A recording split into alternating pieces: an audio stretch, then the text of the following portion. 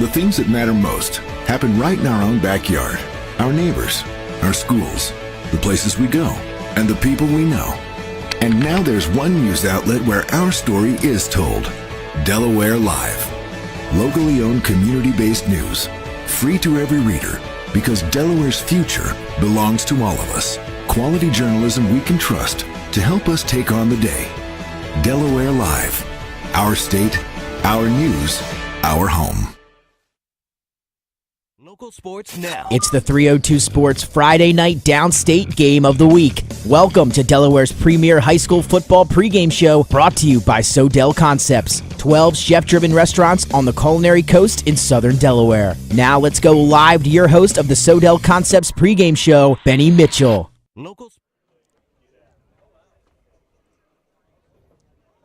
Good evening, folks. I'm Benny Mitchell, and you're watching the Sodell Concepts pregame show on Delaware Live, powered by 302 Sports.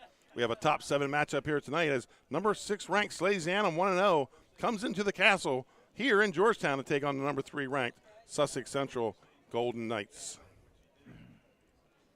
Our game is brought to you by First State Orthopedics, our official game of the week sponsor. First State Orthopedics and has 29 physicians at 16 locations which provide both surgical and non-surgical treatment for a variety of orthopedic conditions and are specially trained in the current state-of-the-art techniques. They serve as team physicians for over 20 high schools, Wilmington University, and many local recreational and competitive leagues. Their doctors are readily available to all local emergency departments, medical aid, and urgent care centers for consultation and treatment. Give them a call today at 302-322-3400 or visit firststateortho.com. Be sure to mention that you saw the ad here on Delaware Live Sports. The Golden Knights were dominant in their 39-14 win over William Penn last Saturday. They were a typical Sussex Central with the run game and stellar defense, but they also added a pretty decent passing game from quarterback Troy Morris. Salesianum, on the other hand, had to come from behind late in the game for a 28-20 victory over a surprising Cape Henlopen last week. How tonight goes is going to tell us a lot about Class AAA. Let me bring on my broadcast partner for tonight's game, Scott Kammerer. Many of you may have heard Scott on our wrestling broadcast, and here tonight he moves into the booth. Welcome, Scott, to your football debut with a big Class AAA game with 2 of the state's top programs, as well as 2 longtime coaches in John Wells and Bill DiNardo. Thank you, Benny, and thank you, 302 Sports. Here in my debut. I'll try not to be a disappointment. One of the 3 things I think you got to look at in any big high school game is special teams, penalties, and defense. If you break down some of the special teams of what we have going on tonight, Salesianum broke off a long kick, a kick return to go ahead over Cape. They also had a couple of nice punt returns by Aiden Lucy to put them in good field position. Sussex Central last week against William Penn had a backup kicker. The regular kicker wasn't there. Ivan Neal, who's a good athlete, did a very workmanlike job in the kicking game, but we'll have to keep an eye on that, see if that affects anything. As far as penalties go, penalties and momentum, big switch in the games. William Penn got way behind Sussex Central and fell apart with the penalties last week, Benny. As far as defense goes, we're going to have a look at that. William Penn did exploit. There wasn't much to exploit on the defense of Sussex Central, but they did exploit. They had a little backdoor skinny post. They put 3 wide and ran a skinny post on the backside. They hit it and missed, and then they came back and hit it again. So we'll see if there's going to be an adjustment made from Salesianum and from Sussex Central. The other thing is Salesianum on defense. They had their ears pinned back. They were running a 4-3. Their ends were getting real vertical up and down the field, and Cape took advantage with a couple bubble screens. They slipped a screen, and then they ran a draw and picked up a lot of yardage in the second half. Salesianum never actually made an adjustment, and Cape kept running it. So we'll see if they're going to be exposed by Sussex Central tonight. So we're looking forward to a good game in special teams, penalties, and defense, Benny, something we're going to keep an eye on. Salesianum head coach Bill DiNardo is in his 19th season with the Sals, where he has a record of 143-42, winning state titles in 2005, 6, 9, and 2014. And DiNardo, prior to that, coached at Middletown. It doesn't happen often, but it's happening this year as the Sals are starting a freshman at quarterback. Ryan Starr got the nod this year. He has a game under his belt, Scott, and he threw the ball well last week. If Salesianum can clean up some of those drop passes, they could play a bit more vertical tonight. Sean Curley and Andrew Ransom, if they can get that running game open, from their passing game. Like I said, they got a lot less drops tonight. Hunter Ballant is Starr's favorite target. He had 5 catches last week. If this game is close, the Sows have a big-time threat in the leg of James Collins. He had field goals of 33 and 38 yards last week against Cape and Lopen. Scott, a lot of teams, they don't even attempt. They're going to go for it on 4th down from that distance. Absolutely, Benny. And one of the things we're going to be watching for from the Salesianum side, they're running the pro style. They have an excellent possession receiver in Hunter Ballant. I was real super impressed by the freshman Ryan Starr. He made a lot of the good throws. He threw a nice deep out into the middle of the field. He also had a crossing route that he hit him on, and he actually he had a receiver sit down in the zone, and he let him just right. So he made all the throws. He's got a little bit of a loopy freshman throw, but he is doing one thing that most freshmen don't do, Benny, and he won his debut. That's right. So that's a big thing. As far as defense goes, Sally's ran the 4-3. They got super aggressive. They had their ears pinned back, and Cape took advantage of that late in the game. But they definitely controlled the field for the most part. Their linebackers got caught up in the wash a little bit and couldn't get off blockers towards the end of the game, and Cape took advantage of that. So we'll see if Coach Wells does some of his misdirection stuff that can fool some of the linebackers of Sally's and get them caught up in the wash there. Longtime head coach John Wells leads the Golden Knights into his 27th season, where he has a 198-85 record. Wells won state titles at Sussex Central in 2018 and 2020. Troy Morris takes over at quarterback for the Golden Knights, and he will command the wing T offense. As usual, Coach Wells will have a stable of running backs featuring P.J. Henry and Chris Shields. The Knights like to play ground and pound, Scott, but we should be surprised if we see a little bit Morris in the air tonight. When the Golden Knights won their state titles in 2018 and 2020, they did it with stellar defense. Scott, they have the pieces of the puzzle for a strong defense again this year. Shields, he's just a player at linebacker. Kevon, more brittle, coming off the edge. He can cause problems for your offense. Reef Steen with 2 interceptions last week versus William Penn. And as always here at Sussex Central, they get great play out of their linebackers. And again, we're going to see a good one, Chris Shields, tonight. Absolutely, Benny. And Sussex Central was running the 3-4, and actually they took their 2 outside guys and walked them up a little bit. So the 2 middle linebackers really did a good job dropping in the coverage on pass. They took care of their inside zone. They also shot the gap well when William Penn blocked down, when their guards blocked down. The linebackers shot into the backfield and made plays in the backfield. Sussex Central has 3 of the top 20 preseason running backs, and we're going to talk a little bit about those guys later on in the thing. But let me tell you, having 3 choices is an excellent thing for Coach Wells.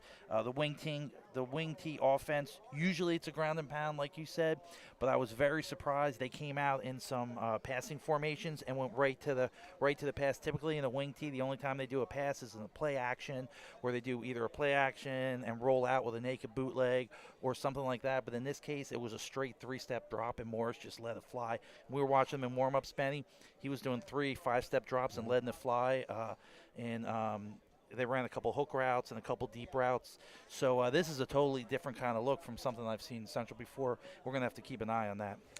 When we come back, folks, we'll take a look at the Arenas Deli's players to watch. You're watching Delaware Live, powered by 302 Sports. Your game of the week here in Sussex County with Salesianum and Sussex Central. We'll be right back after these commercial timeouts. Hi, I'm Scott Kammerer, president of Sodell Concepts, the best restaurant group in the state, and we're inviting you to come join our team. Sodell Concepts is a growing hospitality company with 16 restaurants and a variety of other hospitality businesses, all located in beautiful southern Delaware. We have recently added many departments to our executive leadership team, including a training department, a property development department, and a construction department. We invite you to come live at the beach and work with a growing restaurant group with many opportunities to advance your career. Sodell Concepts Restaurant Group, come check us out. Hi, I'm Scott Kammerer from Sodell Concepts. Today we're at Fish On in the Villages of 5 Points. Come check us out. Fish On is committed to serving beautiful, simple coastal cuisine in a cool atmosphere with a happening bar, spacious dining room, and outside patio. Popular dishes include the seafood stew and fresh oysters from the raw bar. Fish On's recently renovated event room and is the perfect spot for your next event. Fish On in Lewis in the Villages of 5 Points, open 7 days a week, best happy hour around. See you soon. And welcome back. Let's look at tonight's Arenas Deli's player to watch. Arenas Deli, 6 locations. The original location, downtown Rehoboth Beach. Arenas Cafe on Highway 1 in Lewis at the Village of 5 Points, at the airport in Georgetown, Milford, and their new Arenas Pub on Highway 1 in Lewis. And we're going to start with the Salesianum, Scott. And first player we want to talk about is number 25, Sean Curley, 68 yards last week at running back. Yeah, let me tell you, I was really impressed with him, and he's listed as a running back, tailback, but they set up in the shotgun, and he actually looked like a fullback to me. The fullback's kind of a dying breed in the NFL, college, but here still at high school, it's still alive. He looked like a Rathman type fullback, bruising. He ran inside the tackles. He, to me, reminded me of a lead back making blocks, but he had almost 70 yards in that game. So when you have a lead back that can lay the wood down and make blocks, but at the same time they could pick up chunks of yardage, that's a pretty valuable weapon to have, Benny. And number 1, Ryan Starr, the quarterback, first freshman to start at quarterback in 18 years at Salesianum. He likes to throw the ball. He's got a good arm, like he's a little loopy in his throw. But those are things that as the season goes on, he's going to get that timing down. Yeah, that's the scary thing. I think he was like 10 for 12. And with not the greatest mechanics I've ever seen. Right. So, they have a great staff over at Sally's. I think they're going to get that cleaned up.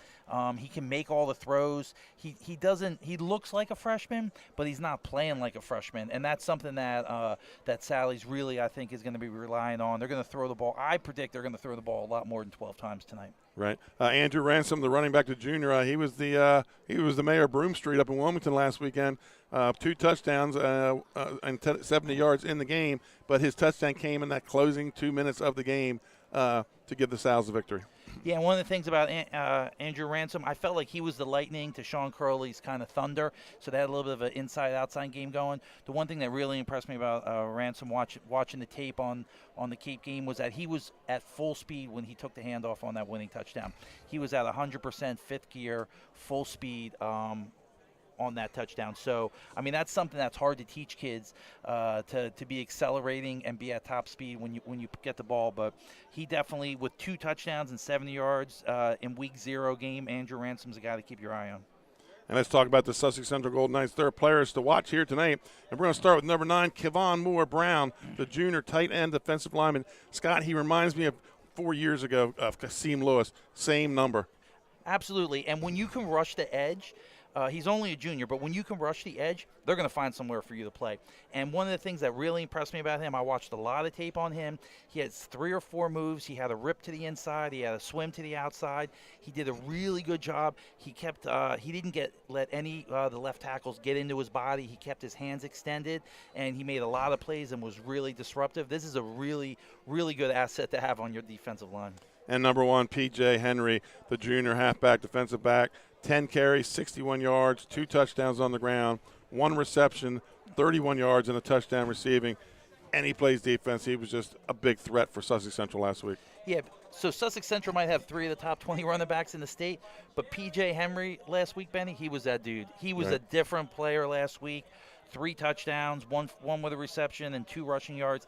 It just felt different. It just felt different with him out there, and he was that dude that you need to go deep into the playoffs. You need a big back, 6'1", 185. You need a back like that to go deep into the season, deep into the playoffs, and win the state championship.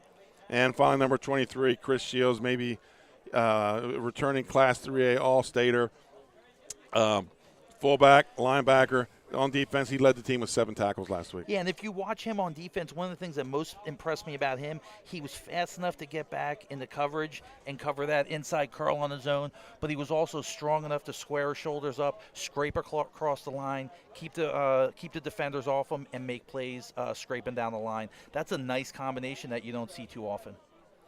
So we come back, me and Scott, we're going to break down tonight's X's and O's. We're going to be right back with more high school football here from Sussex Central High School, known as the Castle. We'll be right back. Hi, I'm Scott Kammerer from Sodell Concepts. Today we're at Lupo Italian Kitchen in downtown Rehoboth Beach. Come check us out. Located inside the Hotel Rehoboth, Lupo serves coastal Italian cuisine with fresh pasta made in-house daily. Lupo features plenty of unique craft cocktails and an extensive award-winning all-Italian wine list. Popular dishes include lobster bucatini, veal meatballs, grilled swordfish, and eggplant parmesan. Lupo Italian Kitchen on Rehoboth Avenue, serving happy hour daily and dinner 7 days a week. See you soon. Hi, I'm Scott Kammerer from Sodell Concepts. Today we're at Matt's Fish Camp in Fenwick Island, Delaware. Come check us out. Matt's Fish Camp features seafood classics, coastal comfort food, and chef-driven specials that pair perfectly with our large selection of craft ales, curated wine list, and camp cocktails. Matt's offers indoor and outdoor dining and is the perfect place to have dinner with your family, happy hour with friends, or enjoy lunch at the Raw Bar. Matt's Fish Camp in Fenwick Island, Delaware, open 7 days a week year-round. And welcome back as Salesianum comes on to the field here for tonight's contest. Let's break down the X's and O's. You're watching Delaware Sodell Concepts pregame show on Delaware Live, folks, powered by 302, your downstate game of the week. And, Scott, I think for the South to be successful tonight, number one, they got to hush the crowd. Yeah, it'd be nice for them that they're looking to score early and keep this crowd quiet. I've seen about 7 ex-Sussex Central football players with their jerseys on and maybe a few varsity jackets, so you don't want those guys getting in your ear. No. Get off the field on third down. Do not give the Golden Knights any extra plays tonight. Yeah, and if you let the wing T get be in 4-down territory, it's going to be a long night on defense. And then finally, keep your eyes open. Watch for the Knights on those counter runs. Sure, and with the wing T, when you're playing against the wing T, they have a saying, where the guards go, the ball goes. So keeping an eye on the guards and not getting caught up in the wash and being able to step up and make plays and keeping the counter from really eating you up. Because if they get that counter going, they also had a couple reverses in week 0. If you're running reverses and confident enough in your running backs to run reverses in week 0, that means we're going to see a couple tonight too. And for Sussex Central, what do the Knights need to do tonight? I think they need to be the best version of Sussex Central. Grind it out on the ground and play tenacious defense. Yeah, and I think we're going to see that. I think we're going to see a lot of running plays. But like we said, the thing that really is going to make it confusing when you're game planning against them is the fact that Morris can take a couple steps back and chuck the ball around the field. So that's going to be a problem, and that's going to be something that Sal's is going to have to deal with. That usually when you play Sussex Central, you don't have to deal with those kind of things. Get after this freshman quarterback.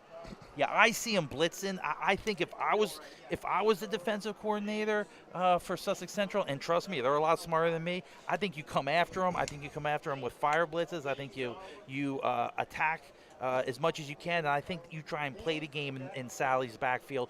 Don't let Ransom get downhill and start running. Don't let Curley get out in front of you. I think you want to play the game in Salesianum's backfield. And get your home crowd into the game.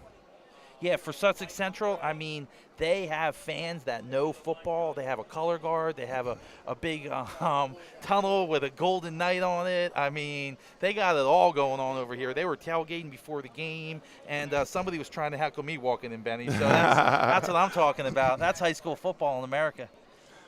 Here are the Super 7 here in Delaware, our Class A, the smaller schools. Laurel, number 1, St. Elizabeth's number 2, Indian River, 3, Seaford moves up from 6 to 4. Tatnall moves into number 5. Odessa 6. Wilmington Charter number 7. In Double A, Archmere's number 1. St. Mark's moves up from 4 to 2. Howard was not ranked. They're now number 3. Wilmington Friends number 4. DMA 5. Delmar 6. Woodbridge 7. And then here tonight in Triple A, Middletown, number 1 ranked team in the state. Smyrna number 2. They're playing over in Arundel tonight. In Maryland. Sussex Central number 3. Dover number 4. St. George's 5. Salesianum 6. And Cape and Lopin breaks into the rankings as the number 7 ranked team in the state. Scott will go to the turf report. We're playing on Bermuda grass, and the field conditions are excellent. We're at 78 degrees at kickoff with a very slight wind tonight. Just a little bit of a breeze. So we're going to cut the mics for a moment for the presentation of the colors.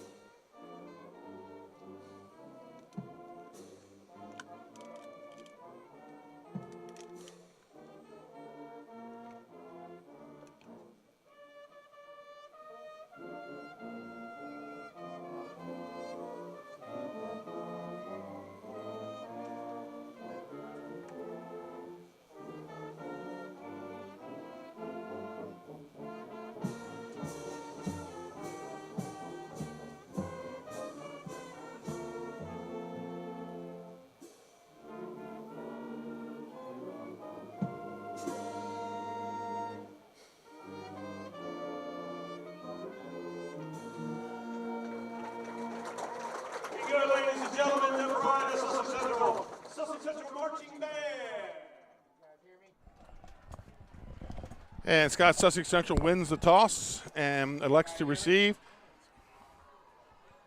Armed Forces Night here tonight, Scott, at Sussex Central High School. It's also Patriots Day weekend. And in the parking lot you came in, I'm sure those Army, Marines, and Navy guys kept you away from the hecklers that were on you on the way in. Protect and serve, Benny. Protect and serve. It is Armed Forces here tonight at Sussex Central High School. And here come the Golden Knights. The 2022 Sussex Central High School football team. Being up in this 27th year in Case. We would like to take a moment to thank some of our 2022 sponsors: Barclay Heating and Air, Capstone Homes, Ace Hardware Handyman, Juwan Johnson State Farm, Arena's Deli, Active Pest Solution, Louis Pizza, Lasher's Barbecue, Sodell Concepts, 20 chef-driven restaurants on the culinary coast in southern Delaware, Sunbelt Rentals, Joint Physical Therapy, and Grandpa Max. Scott, you're a dining guy. I'm sure you've had some Grandpa Max. I love Grandpa Max. I always get the mac and cheese, and I get it baked, and I eat the whole thing. A couple of ex-wrestlers from Sussex Central, the Cameron brothers. Yeah, and one of them was a conference champ, if I'm not mistaken. That's correct. So looks like James Collins, number 4, is going to kick off, Benny, for Salesianum. And it's probably going to go through the end zone. Probably going to go through the end zone.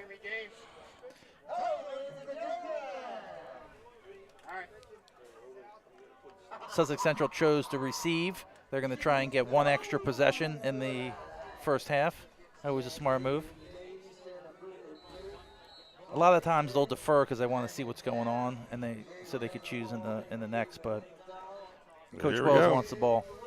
Here we go. Underway here at Sussex Central High School, and he's going to take it right at the goal line. And then out to about the 18-yard line. It's going to be 1st and 10 for the Golden Knights. Scott, I'm going to have a little trouble seeing right now until that sun goes down. Yeah, that's all right. That was number 4, Jamel Watson, on the return. He's a 12th grader. Looks like the ball's right at the 20. So we'll see what kind of variation they come out. So in the wing tee, they got a couple different variations. You could have both guys on the wing. You could have a guy in the backfield. You could have the double wing. Looks like they got 2 guys in the backfield coming out here, along with quarterback Troy Morris. So Troy Morris will start at quarterback for the Golden Knights. And are we ready to go yet? Yeah, there we go. One of the things we're going to watch for Benny is number 6, Jackson Steen. Really had some. Now they're throwing right away on first down, and that's going to be incomplete. Brings up a 2nd down for the Knights. Yeah, ball was intended for number 7, Trasmere Willis. He's a senior. Spiked it into the ground. Yes, he did. They don't usually throw him first down. Something I wanted to see them do.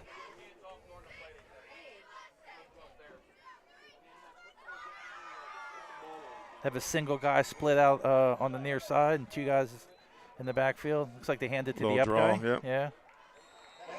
Nothing working. That is a wicked sun in our eyes right now. It'll go down. That was 23, Chris Shields. Maybe a yard on the play. Looks like going to be 2. It's going to bring up 3rd and 8. He looked like number 45 on the tackle, middle linebacker, Jacob Urban, 10th grader.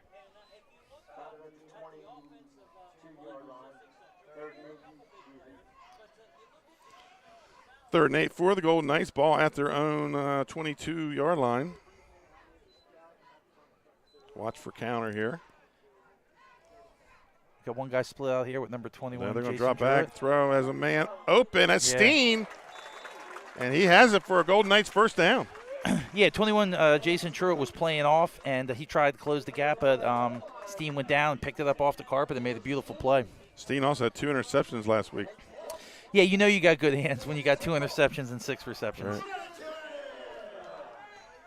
So Steen looks like, to me, he's a possession receiver, and he's a little bit of a threat to get vertical down the field. You know, that was a tough position for a wing tee, and they come out throwing and really kind of erase that. So 2 guys in the backfield, 1 guy on the wing. And that's going to be a handoff to number 1, Henry. And he's going to get right back to the line of scrimmage and stood up by the Salesianum defense. Yeah, so Salesianum out there on the corner, their defensive end in this 4-3. Now, number 89, I believe it was, just stood up the wing guy and made a play on that inside handoff. If those guys are just going to make plays like that, you might not see too many of those inside handoffs. Right. 2nd and 10 for the Golden Knights. Ball at their own 35.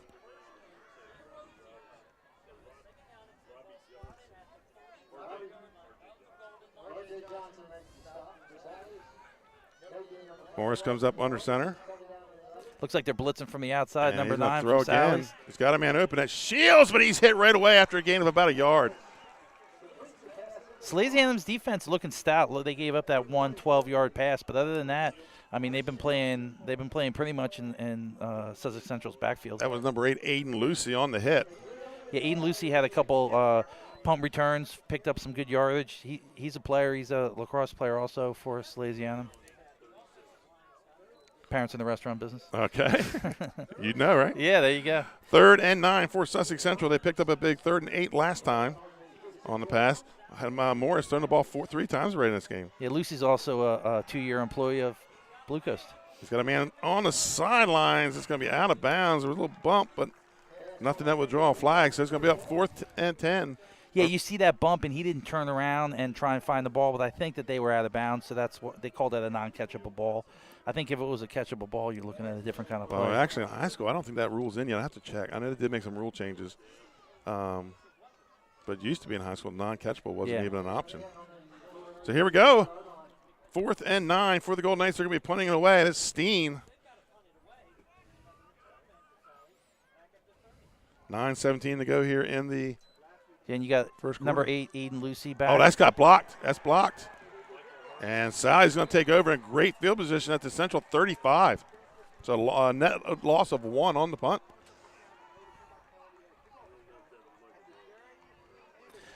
I mean, we talked about it, turnovers, penalties, plays like that. I mean, that's a big play earlier in the game, Absolutely. a block punt. I mean. So Salesianum, they're going to take over 1st and 10. And already Collins going there to get the leg loosened up just in case he has to kick. He had 2 big kicks last week. Benny, they're close to being in field goal range. Right. And with a possession receiver like Hunter Ballin, I mean, number 19, you could make a play right here. Pistol formation for the Sows. Loses the control of the ball, of the snap, and they're going to wrap him up at the 49. Big sack for the Knights. I mean, that's a ball you just need to get rid of. As soon as you pick it up. Number 8, Kyle Custis on the sack. Yeah, in high school, he couldn't even get outside the tackle box there. That is a new rule in high school this year. Yeah, you have to be outside the tackle box. Yeah, you used to be able to grounding no matter what. Looks like we got a Sally's player down on the field. We do, and that's going to bring us to our first joint physical therapy injury timeout. Perfect timing. It's Brian Peden. You know Brian Peden. Absolutely. Former Cape athlete. He was a good one. That's how you know you're old, Benny, when you coach guys that are right out of graduate school. Yeah, number 72 for Salesianum is down, Andrew Tiberi. He's one of the mainstays on the offensive line. Hopefully he's okay.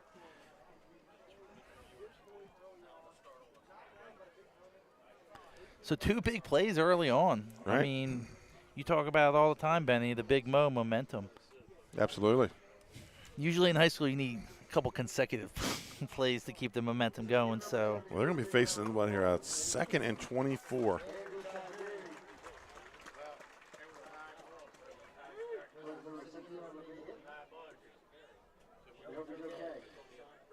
yeah, so Sally's coming out another pro set shotgun 25 curly single back.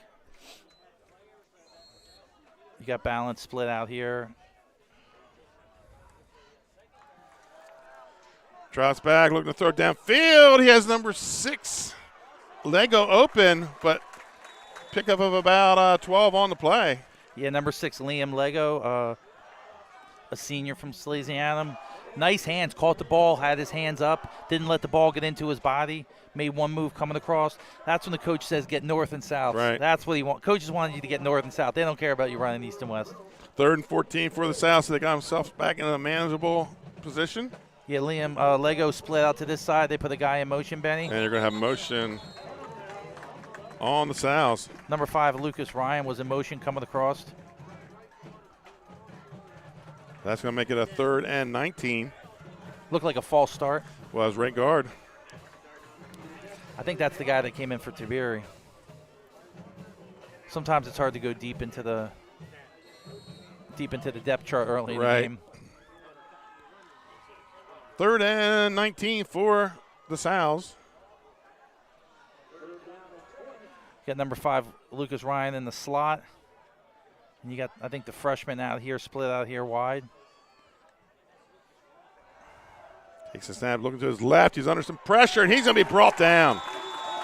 And that's our man right there, Bradell. We talked about him in the pregame. Yeah, and I feel like Kevon on that one kept working. That was a motor sack. He was hustling, and coverage. Ryan went through a couple reads. I think he got to his 3rd read and made a decision to run. And when he made that decision, Kevon was already in there for the sack. So the Sows got the punt. They bring on number 11, Aiden Montgomery. He was a Class 3A punter last year, first team. And we're going to have a whistle. Too many men on the field. Sussex Central timeout. Scott, let's take one with them. We'll be right back, folks. Your score, 0-0. Looking to stay cool this summer? At Barclay Heating and Air, we're dedicated to keeping your home comfortable year-round. Family owned and operated, we provide trusted residential heating and cooling services to customers across Central Delaware. Our experienced technicians offer reliable maintenance and repairs on all major brand HVAC systems. From air conditioners and ductless systems to heat pumps and furnaces, we also sell and install top quality units. No matter your needs, we're committed to getting the job done right with honest and timely service you can count on. Invested in our community, we're proud to. And welcome back. Sal's getting ready to punt it away, coming off the Sussex Central timeout. Good snap, and he gets it off as a floater. And they're going down at around the 10, 9, at the 10. Yeah, and Hidden took a roll, and Sussex Central is going to take over here. We'll see many. They're going to come out and throw the ball. They're going to go back to the running game. Really, the throwing was the only thing that we saw got a lot them going. of. Yeah, I mean, Jackson Steen with a diving catch is really their only yardage so far. And this cloud the sun has finally gone down behind those trees, so we'll be able to do a little better play-by-play now because we can actually see out this window. Again, folks, you're watching Delaware Live, powered by 302 Sports. Benny Mitchell with Scott Kammer. We're at the Castle, and the Golden Knights 1st and 10 from their own 10. Morris under center in the wing T formation. Yeah, they're putting Henry in motion, switching them to the other side. And it's going to be the Buck sweep, and they've got it wrapped up. Maybe a loss on the play. Looks like about a loss of 2. 2nd and 12. Yeah, Salesianum's really controlling the line of scrimmage, which is really a surprise to me. I thought the offensive line of Sussex Central was really going to control the game a little more, but the stout defense of Salesianum's definitely up to the challenge, Benny. 2nd and 12 for the Golden Knights. No score here, first quarter. 6:19 to play. Both teams, this is Central's second possession if you're just joining us. It is Armed Forces Day here at Sussex Central. Looks like they got Henry on the wing. Now they're going to the shotgun. Yeah, back in the shotgun. It's like a keeper. And Morris has some running room on the right side, and he has the first down out to about the 28. And then some. First down plus 10. 1st and 10 for the Golden Knights. That's where that extra added weapon provides that triple threat. If quarterback can run, he can throw, and then also he can get the ball out of his hands. Sussex Central the ball out to their own 28-yard line. 1st and 10.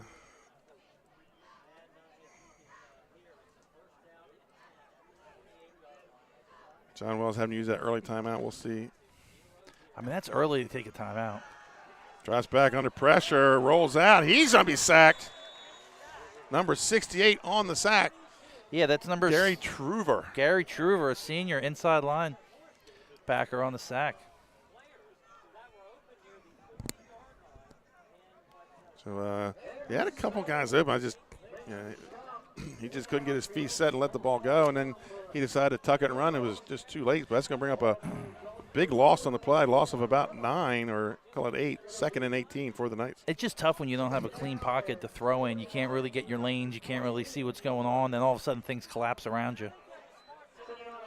Goes back under center. And it's going to be the counter crisscross. Henry with the ball. He's going to pick up maybe about 4 of it back. And it's going to bring up a 3rd down. Yeah, that little inside reverse with Henry. He's a slasher running through the middle. He can be dangerous, but it looked like the Salesianum defense stayed home and didn't get too aggressive. Looks like they made some adjustments to what Cape took advantage of them on, and they're kind of staying home a little more and letting it come to them.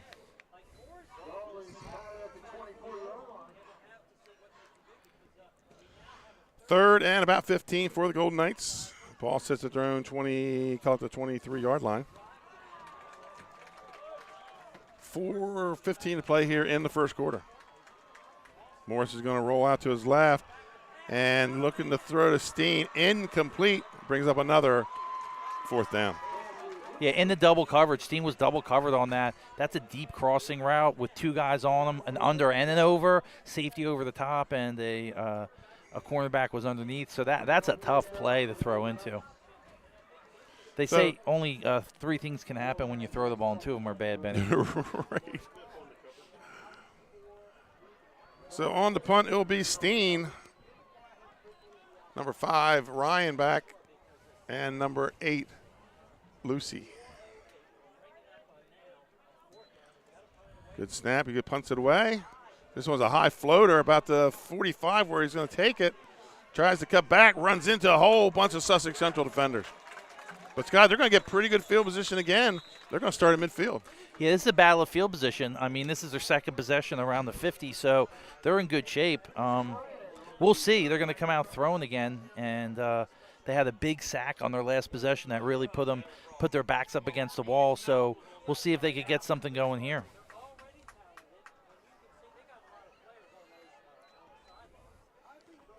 So 1st and 10 at midfield for the Sows. This is twice they've had the short field. First one just a bad snap on the first play and then a sack. Yeah, they have number 7, Andrew Ransom, in the backfield. He's a junior with 2 touchdowns he's last gonna week. get the ball, gets about a yard on the play, and Chris Shields came flying in there. Yeah, it looks like the guard blocked down and Shields just filled the gap. I mean, when you're playing gap control and guys start blocking down like that, that's like Thanksgiving dinner for a middle linebacker. Right. Gain of 1 on the play brings up 2nd and 9. Starr brings the play in from the sideline. Yeah, it looks like Central's playing 2 deep safeties. It looks like they're playing man. And it's going to be Ransom again. Cuts it back and picks up about 4 on the play. Nothing in the initial hole, but he's able to just take a jump step and cut it back. Yeah, yards after contact is one of the most important stats. So if you could pick up 3-4 yards after contact, especially in high school ball, you can put together some decent drives. This is a big down here, Benny. It is 3rd and 5 for Salesianum. See what kind of set they come out in here. Looks like single back. Lights are starting to shine off those golden domes as the lights come on. 2 receivers to the top. Drops back, looking downfield. He's got a guy.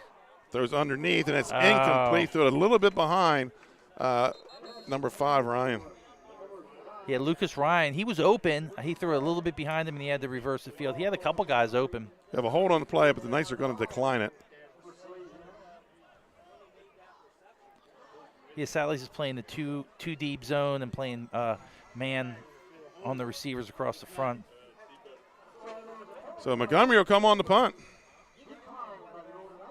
I mean, we talked about in the pregame, defense. It's a battle of defenses, and right now they're battling to a standstill.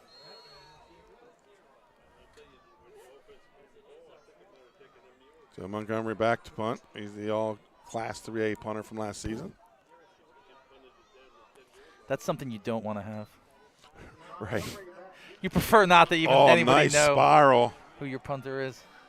Going to take a high bounce into the end zone for a touchback.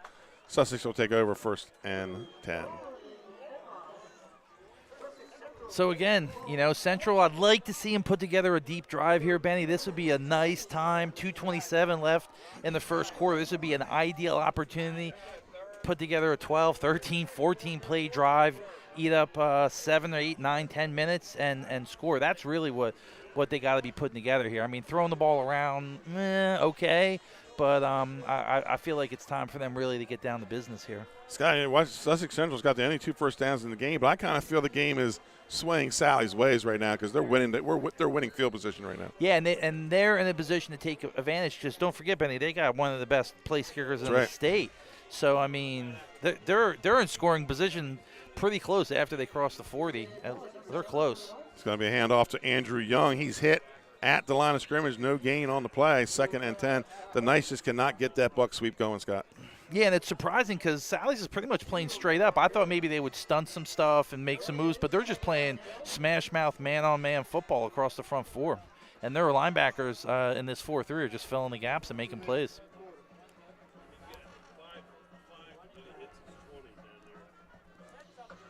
Morris brings the play in from the sideline. 2nd and 10 from their own 20-yard line. And you're right, Sally's, they've cleaned up some of the mistakes they were making on defense last week.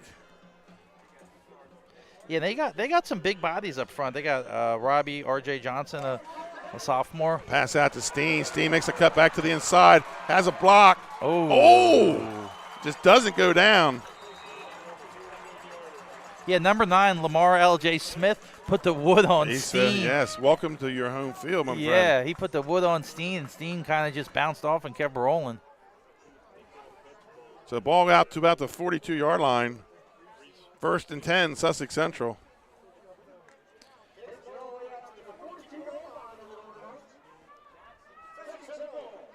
Morris under center in the wing tee. Going to be the fullback on the guard trap. That's Shields. Breaks a tackle. He's got one man to beat, but he's got the angle, and they're going to go down about the 30, 25-yard line. Another first down for the Golden Knights. Yeah, those are the 2 big plays that the Golden Knights really needed to get some momentum going, get the ball going. Let's see if they could capitalize now that they're in scoring territory just outside the 25, it looks like. And those are really 2 big plays. Shields really got it going. P.J. Henry was the guy in the last game, and when you got 3 of the top 20 running backs in the state, one of them's gonna have a hot hand, Benny. And an up-and-coming quarterback, too. So here we go. 1st and 10 at the 25-yard line of the Sows. Morris under center, and it's going to be Shields again. Jump steps to the right. He's got a little bit to gain. Get about 4 on the play. It's going to bring up a 2nd and 6. Yeah, P.J. Henry with the lead block on that. Doing some workman-like activity out there on the wing. This is where usually John Wells, if he's predictable, you're going to see probably inside the 30. At some point, you're going to see that either a counter or a counter crisscross in this series. Yeah, because high school kids get excited. They want to over-pursue. They don't want to stay home. Don't keep their eyes up. They don't keep their eyes up. They don't keep an eye on what, they just put their heads down and run. It's going to be Henry on the buck sweep. And he gets about a yard, maybe 2 on the play. He's going to bring up a 3rd and 5. Yeah, it looks like 42, Trevor Way on the tackle. He's starting to rack up some tackles, and he's calling the plays. 3rd and 5 for the Golden Knights. And I think Coach is going to let this go to the quarter. So your score at the end of the first quarter, ladies and gentlemen, is Sussex Central 0, Salesianum 0. We'll be right back after this commercial timeout. For over 15 years, our company has been building homes in Sussex County, Delaware. We offer a completely comprehensive program for our customers that makes building a new home enjoyable. At Capstone Homes, we have access to lots in our amazing communities or through our realtor partners. Visit with our team of professionals for a completely comprehensive experience. We can handle absolutely every part of building a new home for you and your family. Create your new home. Create a Capstone home. In life, some things just go together. Like a burger and fries. And home and auto insurance from State Farm. So make it a combo. Combining your home and auto insurance could save you time and money. And who doesn't like that? Just call State Farm agent Juwan Johnson and find out how you could start saving today. It's just another way we're here to help life go right. And welcome back to Sussex Central High School. Benny Mitchell here with Scott Kammerer, Trey Mitchell, and Matthew Westcott on the cameras. And Dave Marvel, as always, on the stats for your Ace Handyman halftime stats. Yeah, so Sussex Central with the ball on the 19, it looks like, Benny, and this they need to score here. I mean, it's the beginning of the second quarter, and if you really want to take control of the game, this is the opportunity right here for them to do it. And if you're Salesianum and the coaches in that end of the quarter, you're saying to your kids, look, let's get a stop here. Let's dig deep. Let's focus up, and let's get a big stop. 3rd and 5 for the Knights in the wing tee. It's going to be a toss out to Shields, and just nowhere to go. Maybe even a loss on the play. It's going to bring up a 4th down at the 21. Yeah, Aiden Lucy coming up and making a big hit from a safety spot. Really a textbook tackle right there. Because Shields a load to bring down. Yes, I mean, yes. especially when he gets a head of steam on him. No gain on the play. 4th and 5 for the Golden Knights at the 20. They do have a kicker of their own. I didn't see in warm-ups if Ivan Neal was kicking or not. And, I know they had a kicker that wasn't there last week. So we'll see. Oh, here we go. He is going to kick. This is number 53, Gavin Pratt, a sophomore. I'm sorry, that's the wrong number. It's not 53. It's 33. Bad snap, and it's going to be Sally's with the ball at their own 32-yard line. So far, nothing going the Golden Knights' way. You know, it's funny. You watch professional football on Sundays, and it's so easy to kick it. It's so easy to do it. Let me tell you, to catch and hold a ball while 11 guys are trying to tackle you and smash you into the ground is not the easy thing to do, especially on the high school level. That was 33, Ibrahim Levia Fahako. So it was 33, not 53. So, again, another turnover for the Golden Knights, and they're going to take over on downs. Or excuse me, either one. Bad snap, take over on downs. 1st and 10 for the Sows. This time a little deeper in their own territory. Pistol formation. Motion goes to the far side. And it's going to be a handoff to Curley. And just a whole bunch of Golden Knights there. I know he would give credit to the tackle, too. Maybe number 3, Gabe Cannon. Yeah, Gabe Cannon, a multi-sport athlete, making plays in the middle of the field. That's going to bring up 2nd down, loss of 1 on the play for the Sows. Both teams 1-0 on the season. Both played in week 0. Yeah, so let's watch for number 9, Kevon more brittle in this situation. It's going to be a toss out to Curley. Shields looked like he closed the gap, but 66, Joseph Rubino picked up the block. I thought Shields had him dead to right. I thought he did too, but Rubino got a hat on him. Yeah, great job by Rubino. Pick up a 4 on the play.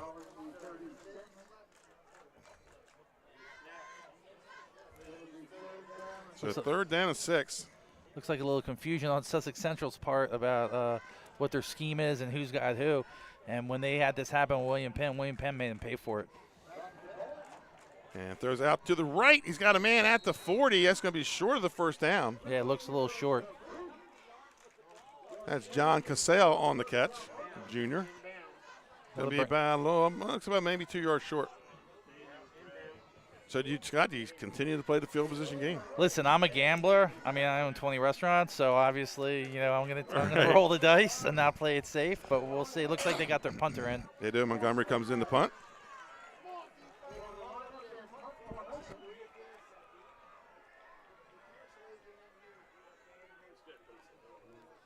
And gets off a floater, a high floater, and going to call for the fair catch. Let it bounce, and it's going to take a Sal's bounce.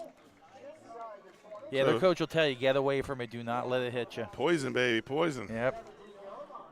So 1st and 10 for the Golden Knights at their own 17-yard line. No score here. Yeah, so last possession, Sussex Central with 2 big plays they ripped off. Steen for 1, a catch and a run, a big collision in the middle of the field. And Shields with a big run to get him in scoring position on 19. It died then, Benny. Right. I mean, it basically stalled and died, and they muffed a field goal. Well, and they had the momentum going, and we Yeah. had to change to the quarter. We thought for sure they were going to have to score there, really, to take control of this game. And really, no one has stepped up to take control of this game. It's been a back and forth. Statistically, Sussex Central, but Salesianum's winning the field position game right now. Absolutely. That's going to be long on the carry, keeps the feet moving, maybe a yard on the play. And it's going to bring up a second down. Yeah, now I really think Salesianum made some adjustments, especially in the second half against Cape. They got gashed for some big runs, and they're making some adjustments here and making some stops. Morris brings the ball play in front of the sideline. 2nd and 9 for the Golden Knights. Sussex Central in the all royal blue. Salesianum, the gold helmets, white jerseys, gold pants. And it's going to be a fake handoff to Long. And I'm not sure if that was a broken play or because Morris really stuck the ball out there far. And then I really thought Long thought it was a fake.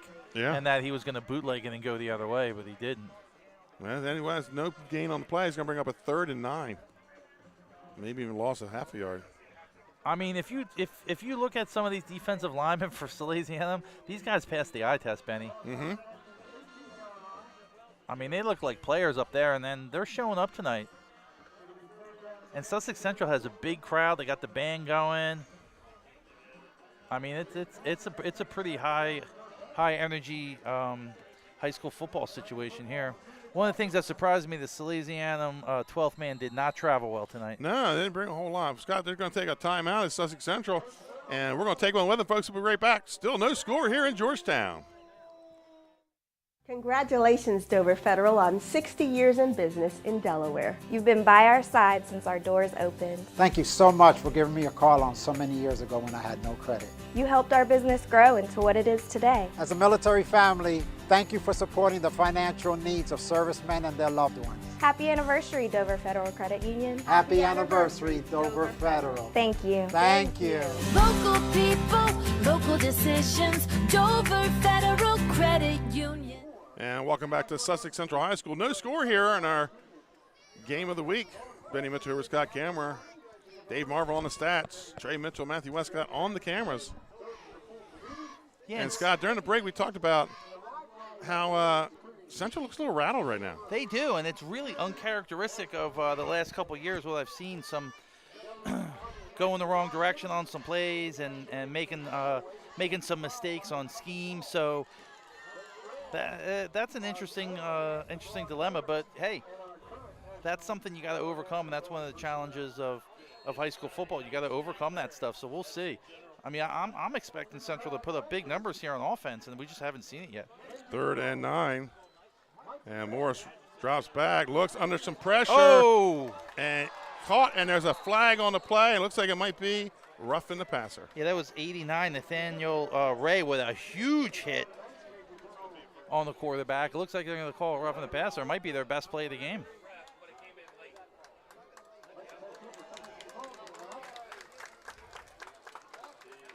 He must have got up under his helmet. I mean, it was definitely a little bit of a late call, but, safety first at the high school level.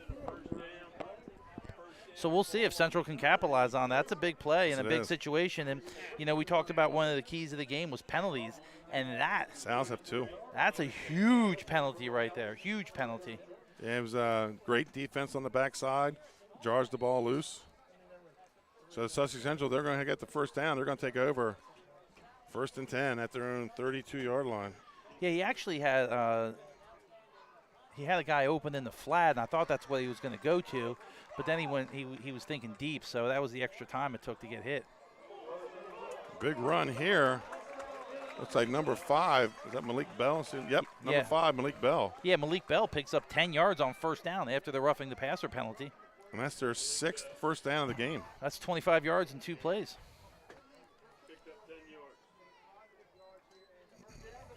First and 10 for the Golden Knights at their own 44-yard line. 7:30 to play here in the second quarter. No score. So the question is really, can they sustain this drive? Can they keep this drive going? So right now, you got 7:34 left in the half. So can they get this drive going and score a touchdown and take the lead? So Coach Wells slowing it down a little bit, taking some time coming out of the huddle. Motion comes to the near side, and it's going to be a handoff to Bell. And he's going to pick up, looks like 3 on the play. 2nd and 7. Hey, the wing tee's designed to pick up 3, 4 right. yards at a clip. So if you can do that every down, you're just going to march down the field on people. Well, I don't know if you noticed, but Coach Wells let the clock run down to 29 seconds on his play clock, and took his time out. So he's I think he's playing some Tubby Raymond ball and not letting them see this ball again. Yeah, I mean, I definitely think he wants to slow it down. But, I feel like Salesianum has had its opportunities. They just haven't really capitalized on those passes. Bell again breaks a tackle, steps out of another. He's going to be close to another Sussex Central first down. And it looks like Coach Wells is playing the hot hand. The hot hand against William Penn was definitely P.J. Henry, but it looks like Malik Bell, keep giving it to him. Absolutely. Run the ball, young man. Feed that man.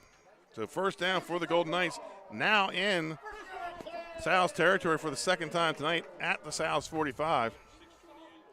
And at this point, the Sal's defense has been on the field for a little while.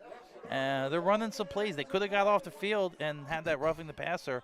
So now they're in a sustained drive. They're in a dogfight now, Benny. It's smash mouth football. 1st and 10 for the Golden Knights. Long goes in motion. It's going to be speed sweep. He got the corner. He does have the corner. He's inside the 20, the 10. One guy to beat. And they're going to say touchdown for the Golden Knights. No flags on the play. That's 22, Andrew Long, and he came in motion, got the handoff.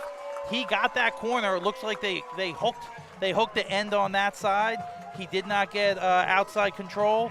He didn't get up the field, didn't get outside control, and they swept it on him, and it was off to the races, Benny. Andrew Long, he's got speed.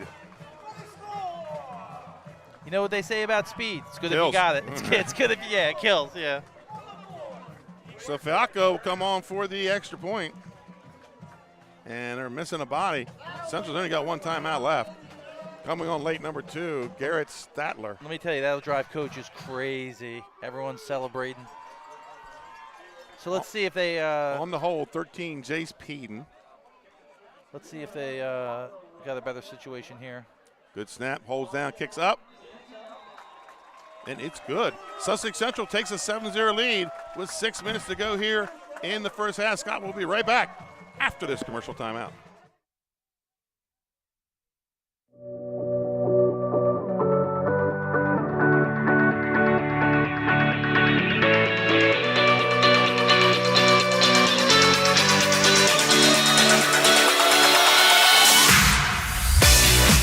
I'm Chef Hari Cameron. At Grandpa Mac, pasta's our thing. We serve quality food fast that's not fast food. We make everything in-house and serve something for everyone. We're open 7 days a week for lunch and dinner. Follow the noodle to Grandpa Mac. And we're back. Andrew Long with the big touchdown run. And we were talking about Coach Wells wanting to slow things down. Boom, a big 30-some yard run. I mean, I think he slowed it down to speed it up.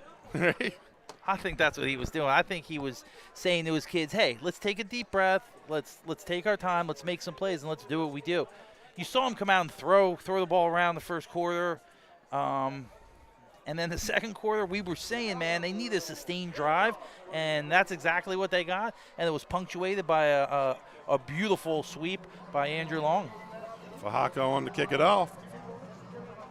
Kicks it high down to inside the 5 to about the 3. Got a wall on the right side. And what is that, number 1? Henry with the stop. Yeah. Number 3 on the return, Nicholas Struskowski. Yeah, and Nicholas Struskowski was the one that broke, I think it was an 89-yard return for a touchdown against Cape right after Cape scored at the end of the first half. So that would have been really reminiscent of week 0 with 5:53 left. So the Sal's will take over 1st and 10 at their own 36. But, Scott, they've been here for. They were behind last week twice. Yeah, and I'll tell you that. He might be a freshman, but he don't play like a freshman. He made a lot of good decisions. and he made the plays when he needed to make them when the game was on the line. So motion comes to the near side. Takes a snap, toss to the Ransom to the right. Ransom's got some room. Oh, a big hit. That was number 8, Custis.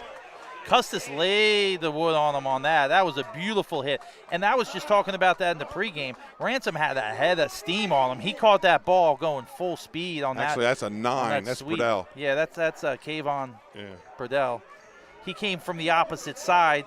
He was scraping across, and that's what you like to see in a player. Hey, what do you do when the ball's ran away from you and you're in pursuit?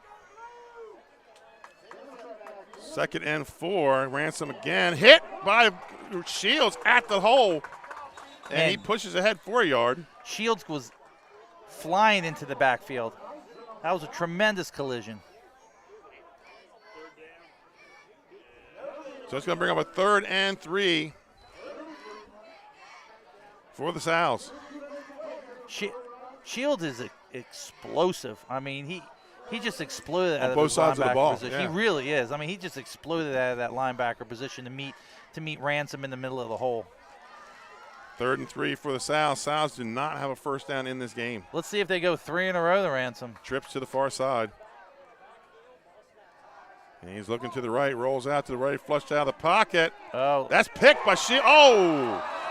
In and out of his hands, and he is mad at himself. Yeah, Kevon had pressure on him again, and I think he got a hand in Starr's face and forced a bad throw. So that's going to bring up a 4th and 3. And on comes Aiden Montgomery. 4:26 to play here. Aiden Montgomery with another punt.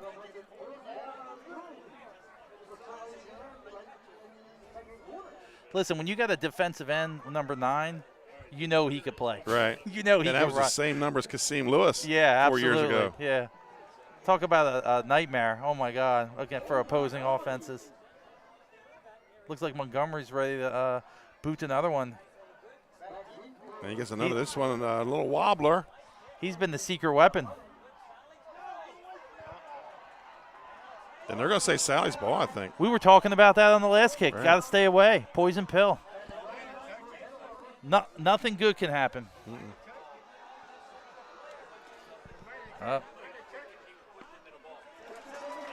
So Sussex Central Football. It looked like the Sally's player, if there was contact, it looked like the Sally's player may have tackled him into the contact. That's what they said. That's what the referees are saying. He Right. pushed him into it. Minor details, Benny. Minor That's right. details. 1st and 10 for the Golden Knights. Looks like Sussex Central has the ball on the 10. One score on our out-of-town scoreboard. Seaford 14, Tower Hill 8. Up in Wilmington. The Blue Jays, Scott, they look like they're going to have a tough year, a good year here. I heard they look good. They do. A lot of penalties last week. A lot of penalties, but still put 41 on the board. So here we go, 1st and 10 for the Golden Knights. Ball at their own 10. And Morris is going to roll to his back right. Oh, he's got a Drops guy. downfield. He's got a man Steen. open. It's Steen. Oh. And Steen looks over his shoulder to the referee and no call. I thought they got tangled up a little bit, but it might have been incidental. Right. That was 21, Justine Truitt on the coverage. That's going to bring up. Surprised he threw that one there. I mean, you're talking. I mean, that's a long down the middle of the field post route. I mean, that's a 30-yard throw. You're 4 minutes to go. You got a Yeah. 7-0 lead, and you're kicking the ball away to start the half. So, just surprised he went there. 2nd and 10. Ball is on 10, but they complain about him not throwing the ball enough here. So, Not me. I'm not complaining. Motion comes to the near side, and it's going to be a draw, but Long loses his footing. He's going to lose on this play about 5. It's going to bring up a 3rd and 15.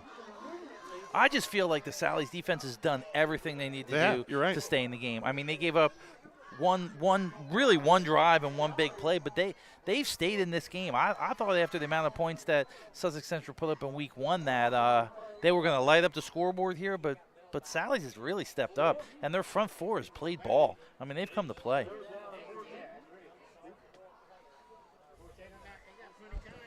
So 3rd and 15.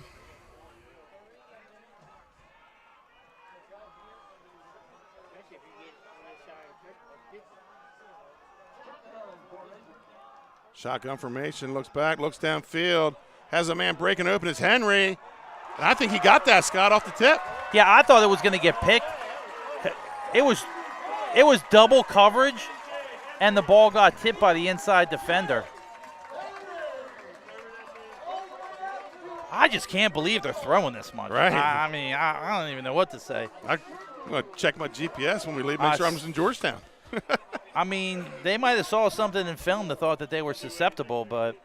Well, Cape threw the ball a little bit on them. Cape did, mostly bubble screens and inside stuff. I mean, nothing down the field like this. But Morris has got an arm. I mean, he's matriculating Long the ball. on the sweep, makes a cut. And Cole cuts back in, going to go down inside the 40. But it's going to be another first down for the Golden Knights. Yeah, it looks like he's at about the 37 and 3 minutes and 3 seconds left. And, Benny, they're on the roll again. They are.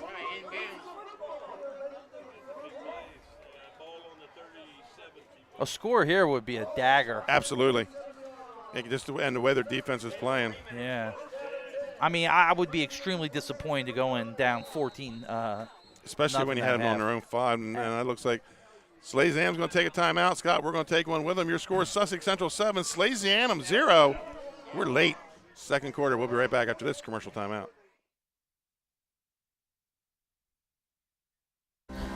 First State Orthopedic statewide has 29 physicians at 16 locations. Our physicians and staff provide both non-surgical as well as surgical treatment for almost all orthopedic conditions and injuries. We are specially trained in the current state-of-the-art techniques. We serve as team physician and orthopedic consultant for over 20 high schools, Wilmington University, and many local recreational and competitive leagues.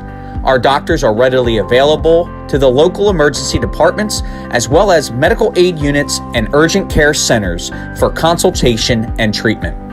Call for an appointment today or visit us at firststateortho.com. And welcome back to Sussex Central High School. Coming off the timeout. 1st and 10 for the Golden Knights. And the guard trap up the middle, gain of about 2. Oh, now the quarterback keeper. 2nd and 8, gain of about 2 on play.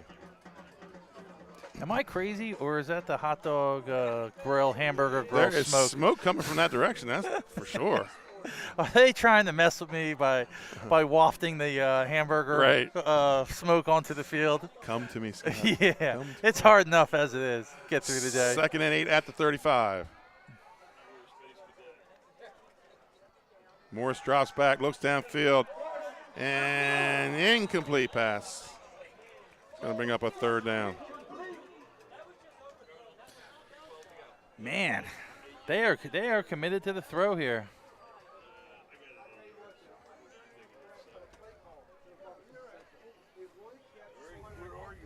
So they'll bring up 3rd and 8 on the 35, Benny.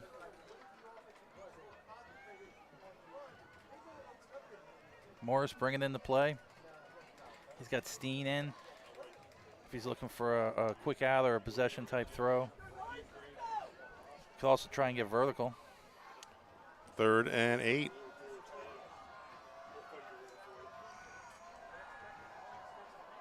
And another incomplete pass. Had pressure from the outside. Looks like they blitzed their outside linebacker on that one. Which, you know, if you're going to keep throwing like this, you might as well utilize your blitz package of your Sal's. You might as well, you put it in. You might as well use it. Absolutely. 4th and 8 for the Golden Knights. Ball at the Salesianum 35-yard line. Call it a 3rd and 7.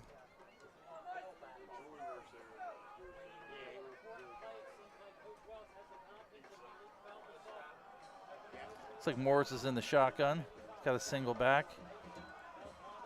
Quick kick. Oh. And they may have gotten some of that, or he kicked his own guy. Yeah. I think he kicked Bell. So minute 59 to play. Salesianum gets the ball back. A little trickery, huh? Yeah. little surprise kick.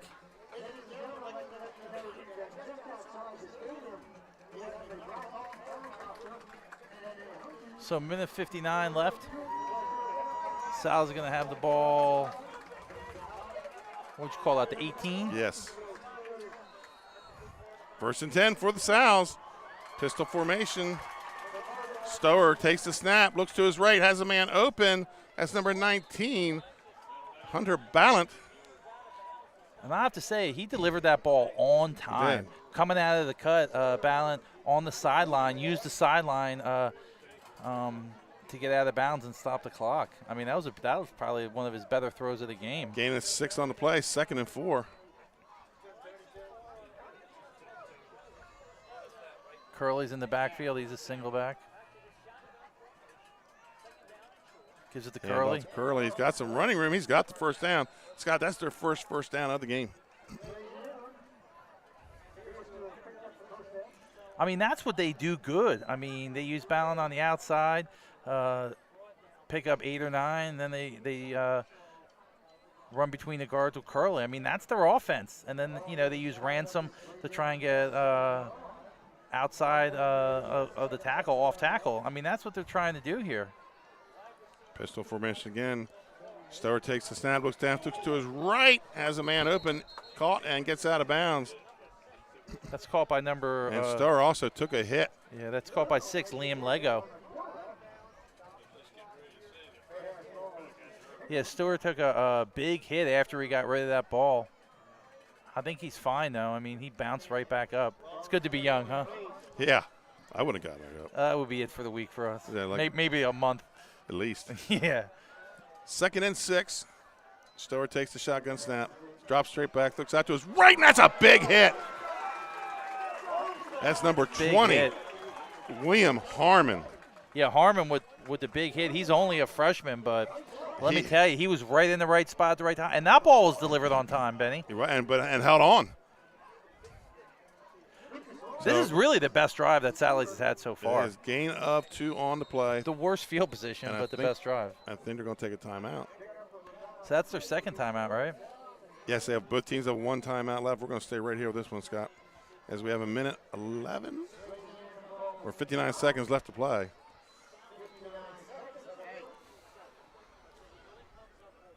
So this is bring up 3rd and 3. It's going to bring up a 3rd. Call it a 4. 4, call a long 4. Long 3, early 4. Right. I mean, this is make or break right here. I mean, they need to get something going here. I think even if they go in down 7-0, yeah, that's a victory. A win. That's a win. I mean, Sussex Central muffed a field goal attempt, and then they had another drive stall. So really, it could be a lot worse than it is. 2 drives have stalled in this game for them. And one of the big things at Sussex Central, one of their biggest plays that really got on their drive where they score was the roughing the passer on 3rd down. St. Mark's 28, red line 0. And looks at 3rd downfield, and he has number 19, and that's Ballant. And Ballant looks like a player, man. He looks like David Sills to me a little bit. A little shorter, but. Yeah, a little shorter. I think Sills was 6'3". Ballant's probably 6'1". First down for the Sals, and we're going to get some movement on this. Yeah, I think they're going to call that a false start. Wide receiver down here got a little start, looking maybe somebody on the offensive line. They're trying to say it's on Central, but I don't think they're buying that. Yeah, it's going to be illegal procedure. Back him up 5. That's a killer, man. And you talked about penalties. Penalties, man. That's a killer. When I had a coach, every penalty was punishable. We had to run up a hill. I'm sure he would be in jail for forcing us to do that in this day and age. Luckily in Delaware, we don't have that many hills. Yeah, thank God. Pistol formation for Starr. Takes the snap, drops straight back. I mean, looks to his right, has a man open. I gotta say, he reads his progressions great. Yes. I mean, he started out looking here to the left. That was. I think that might have been his third look. And Sal's are going to take their final timeout. Gain of about 2 or 3 on the play. I mean, his primary was was a slot receiver on the left side, and he worked his way all the way back across the field for that one. That's a really good progression. So ball at the Sussex Central 45. 35 seconds or 27 seconds left to play here in the half. Laurel leads Brandywine 28-0 in the Battle of the Bone over in Laurel. That's our scores in our out-of-town scoreboard.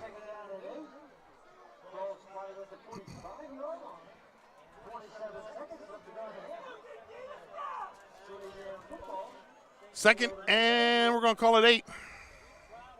Salesianum out of timeouts, so next time they catch that little, they need to turn to the out of bounds, Scott. And yeah, and they've been working the side. Looks like they got trips on the short far side, and yeah, on the short side, which I don't know why they do that. Down the middle has a man open, in and out of his hands as Ballant.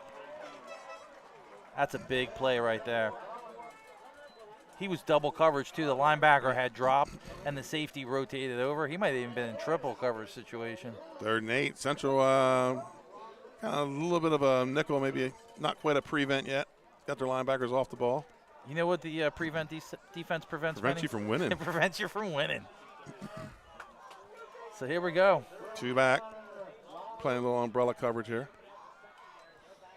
Starr takes the snap under some pressure. He's looking left. And that's incomplete. 18 seconds left to play here in the half. He just kind of floated out there. He was looking left the whole time. He's calm under pressure, though. I got to tell him that. Like you said, he doesn't play like a freshman. No, he doesn't play like a freshman. He looks like a freshman. He doesn't play like a freshman. 7-0 lead here for the Golden Knights, and they're going to punt it with 18 seconds left. I guess you got to, right? Unless we get a fake here. I don't know. I mean, out of timeout, so they'd have to get out of bounds. Montgomery in, 12-yard snap. I think they're going to be happy to go in 7-0. And he gets a high floater. And the Knights have nobody back. That's going to be close. I don't think Wells believed he was going to kick it. No. I thought he said, you know. You're not going to catch me in a fake. Not going to catch me in a fake. You might fake it, but it ain't going to be my fault. Ball just inside the 1, Scott, so they got to really push the line forward here on the snap. Yeah, so they got 8 seconds left. You really can't take a knee in this situation. No. So you got to run the ball. Not how I expected this half to go, Benny. Not at all.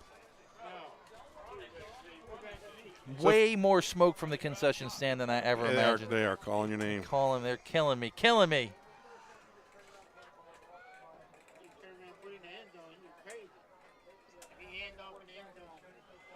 Coming up at the half, we'll have the Ace Handyman halftime stats. And Morris does push it forward, and of course John Wells is going to let this thing run down. Folks, your score at the half, the Sussex Central Golden Knights 7, Salesianum 0. We'll be back after this halftime.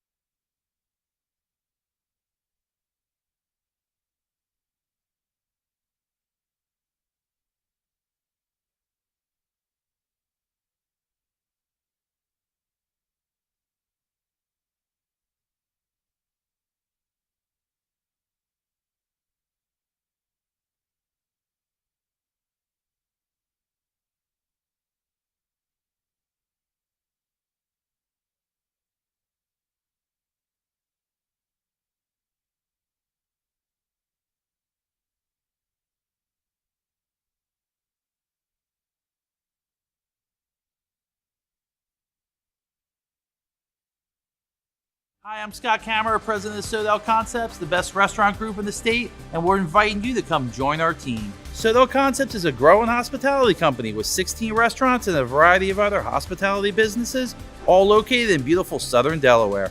We have recently added many departments to our executive leadership team, including a training department, a property development department, and a construction department. We invite you to come live at the beach and work with a growing restaurant group with many opportunities to advance your career. Sodell Concepts Restaurant Group, come check us out.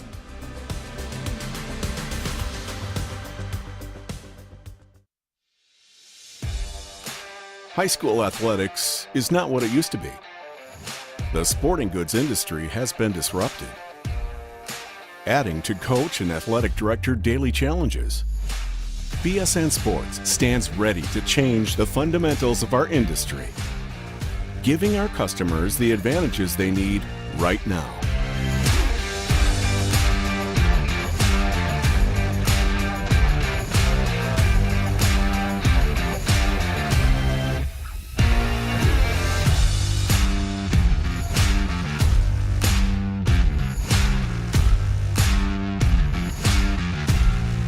Your dedicated local sales pro is supported with nationwide team service, including sport and category experts. Get the look of D1 colleges and pro teams with our program that streamlines ordering your staff apparel, player gear, and fan wear. Stretch your budget with our fundraising solution. Free and ready in minutes. Our campus branding products are perfect for boosting school and team pride. BSN Sports has the advantages you need right now.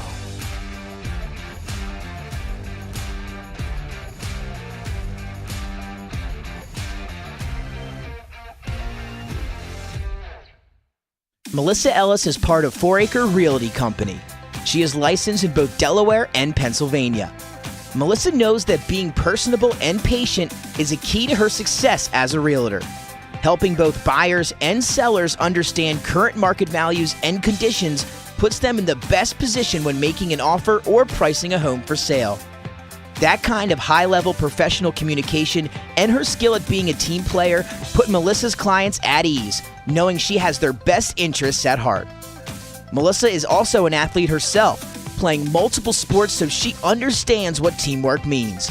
She is still involved in sports, whether it's sponsoring, coaching, or being team mom for her own 2 daughters' teams. What sets her apart is how grateful Melissa is for the trust of her clients. She never takes that trust for granted. She affords all people respect and honesty and works hard to be the support system clients need and deserve. Melissa Ellis, strong connections, strong service. High Five Hospitality was founded in 2004 when 3 guys teamed up to introduce the Buffalo Wild Wings franchise concept to Delaware. They now operate 8 Buffalo Wild Wings, 6 locations throughout Delaware, and 2 locations in Maryland. B-Dubs has weekly and game day specials on their delicious food and beverages. Stop in one of their convenient locations today. The Stone Balloon Ale House features a unique blend of crafted food and an array of spirits, all flavored with a dash of nostalgia. Our culinary mantra is comfort food playfully reimagined, and we prepare seasonal favorites that strive to please the palate and resurface a memory. Limestone Barbecue, from our mouth-watering Texas-style brisket, fall-off-the-bone chicken, and St. Louis ribs. Southern-style sides, mac and cheese, baked beans, cornbread, sweet tea, and our homemade pickles. Be prepared as your bread will be your napkin. Yup, we are that kind of barbecue. Expectation. You'll have a tough time choosing between our exclusive dishes to help get you through the day. French toast, French crepes, Belgian waffles, and of course, our famous Eggs Benedict. High Five Hospitality's mission is to operate 5 brands that serve high-quality products with exceptional hospitality. We couldn't be more excited about having our show here held at the Buffalo Wild Wings and Christiana location here on Route 7, brand new location. They moved here from Limestone Road, and it's going to be the new home of 302 Sports Week.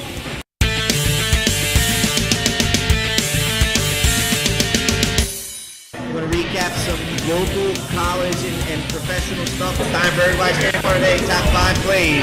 Here we go. Stanley, your number 1 play from AI, 76-yard punt return. We got ourselves the quality cam here on the sideline. It's awesome to watch from this angle, to be honest with you. And watch. Whoa! Going up. He went the 4-12. He left the first there at 4-4. I mean, those ups right there, you can't make this stuff up. We all know that choosing the right company for home preservation can be challenging. Your home is your castle, and only the best and most trusted will work, right? Of course. So why is Ace Handyman Services different and the right choice? We take great pride in our easy, no-hassle scheduling and communication process. You call, we answer, and we listen. Or take advantage of online booking 24/7. Once we understand your home needs, we schedule a craftsman to arrive at a convenient time for you. You then receive a pre-call the night before from your craftsman. On my way text notification so you know when to expect your craftsman to arrive. Regular updates on the progress of your job. Even follow-up prior to any warranty expiration dates. Easy, convenient, no surprises, ever. Our commitment is to treat your home, your family, your time, and your privacy with respect.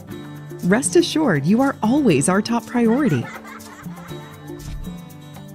Our multi-skilled craftsmen will complete the work on your home in a workmanlike manner. If we don't, we'll come back to make it right. It's what we do and have been since 1998. Simply put, we're different. Ace Handyman Services, bringing helpful to your home.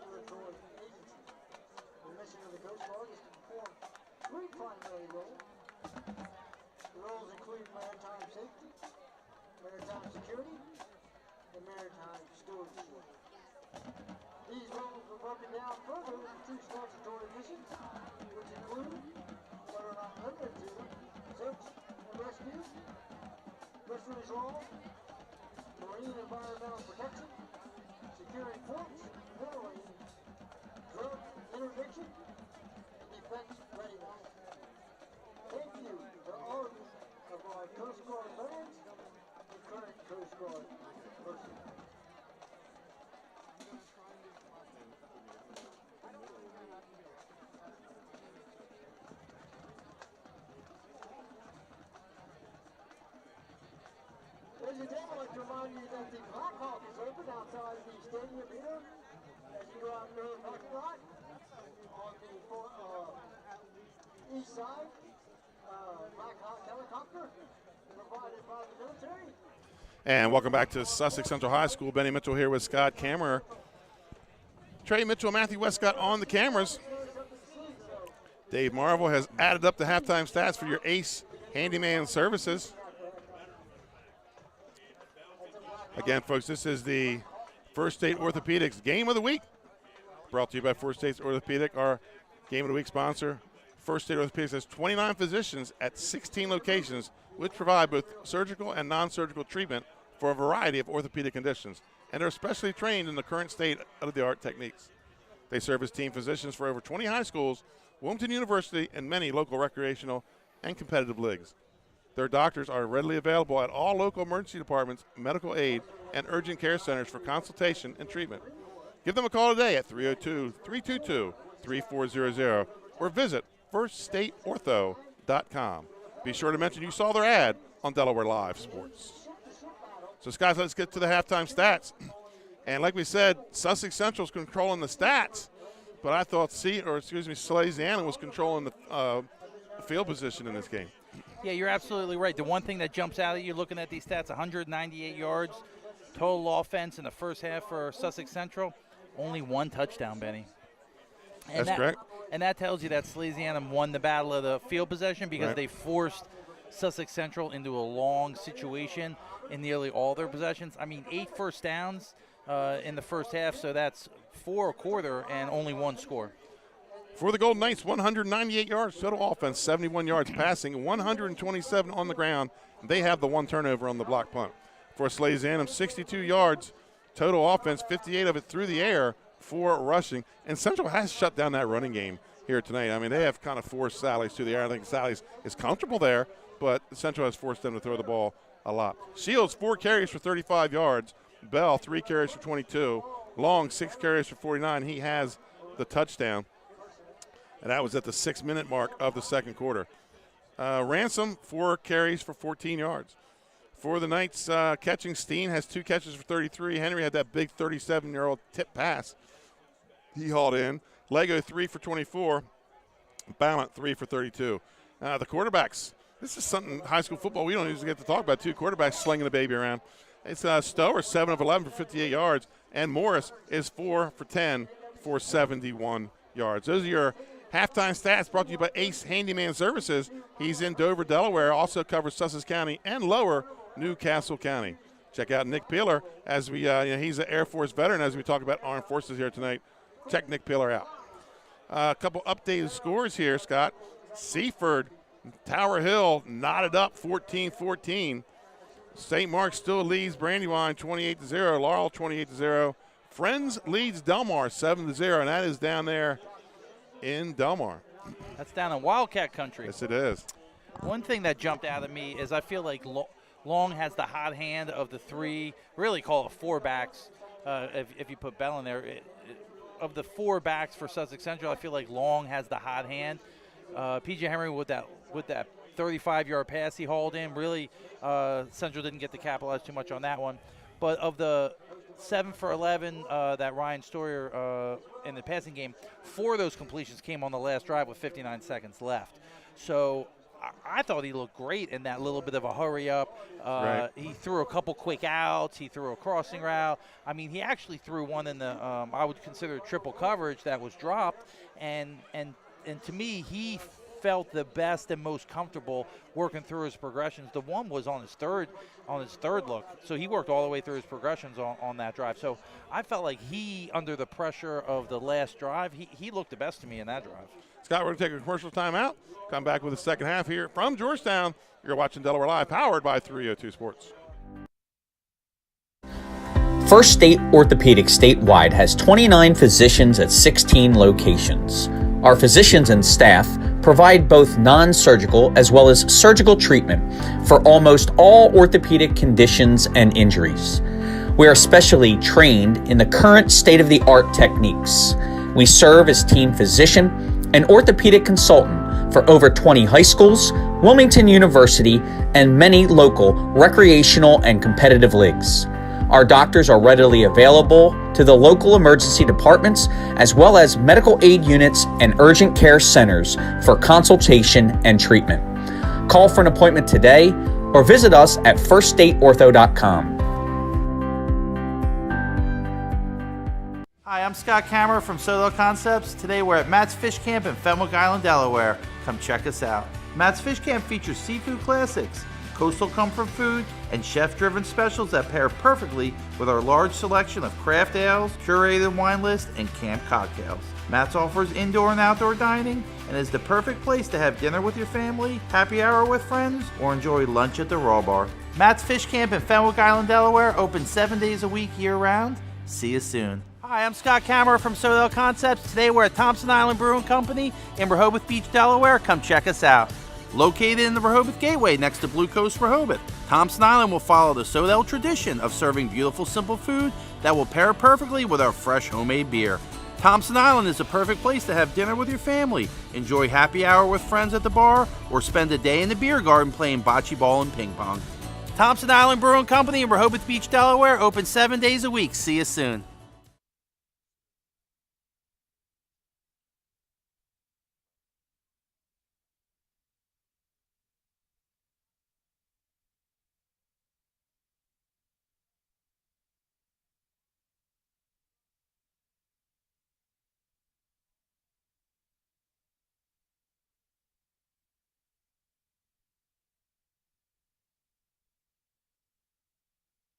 So welcome back to Sussex Central. I'm Benny Mitchell. He's Scott Kammer. You've seen him on all the commercials tonight. He's here calling football for us today, Scott.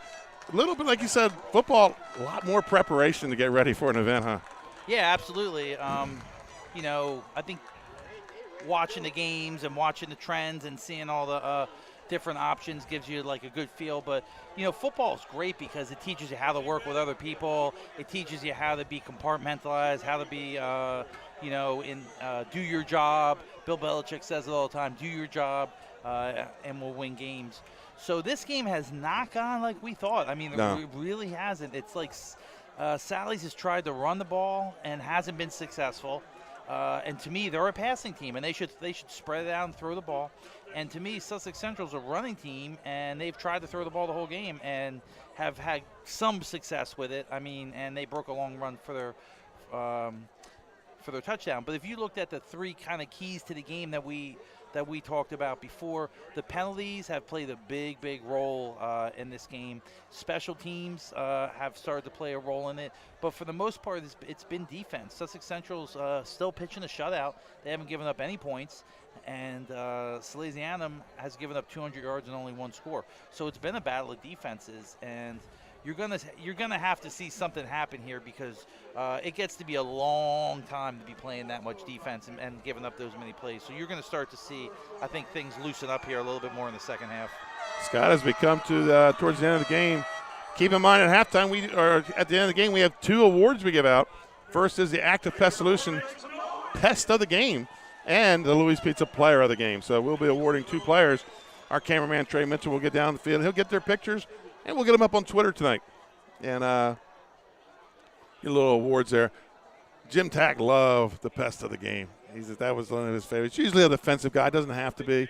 You know, like today it could be a guy like Ballant who's caught 4 or 5 passes, maybe no touchdowns, but, he's been picking Central Park there and picking up some big yards. Yeah, and it depends on who wins because really, for me, 23, Christopher Shields has played a heck of a game. I mean, he's been in the backfield, made a couple big hits, and certainly made a couple big plays. So he's in the running for that. And as far as the Louis player of the game, I mean, I do know that Trey likes Louis Pizza. He does. He talks about it all the so time. So does Benny. Oh, yeah, that's right. You know what? I actually like the grinder. I don't mind the grinder either. What do you think about Nicole is leaving? I think it's great because they're moving across the highway from me. Yeah, good and bad, right? Free parking. Yeah, and I don't have to fight the crowd downtown. There you go. That's why you only have one restaurant in town, right? That's exactly right. Yeah, I got too many parking tickets. My wife won't let me have any more restaurants in downtown Rehoboth. Right.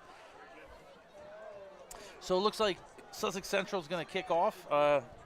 They chose to take the ball in the first half, and Sally's has a choice, and they're going to take the ball to start the second half. Third quarter about to get underway here live from the Castle. Fajardo has the ball on the tee. Week 1. And Fiaco kicks it deep down into the end zone. Great kick. Touchback. Touchback. I mean, he got all of that. He's what you call a soccer-style kicker, I think, but he got all of that ball. He did kick, ran through it, and I mean, it's hard to run something back if it's in the end zone. That's in high right. School. And he had to go up over his head to get hands on that ball, and he was midway through the end zone. Yeah, he crushed that. So here we go, Salesianum, 1st and 10, 7-0. Statistically, you'd be wondering why they're even in this game, but their defense and special teams, their punter has kept them in it. So here we go. That's why it's all Class A, 3A. Then they got Ransom. And he gets maybe a yard on the play. And Central just shutting down the run.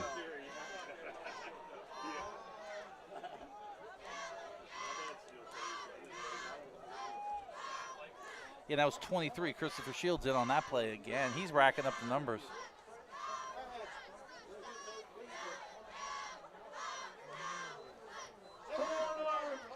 Second and 9 for the Sal's. Looks to his left, back to his right, under some pressure. Screen pass to Ransom. Ransom's got a little bit of running room, room. Yes, he does. He's got the first down and more, and he's going to take it out across the 40. Central got sucked right into that, Scott. Yeah, and you kind of see that happen a little bit. those are the teams that really have coaches that can break stuff down. They go in at halftime and say, all right, what did you see? What are we looking at?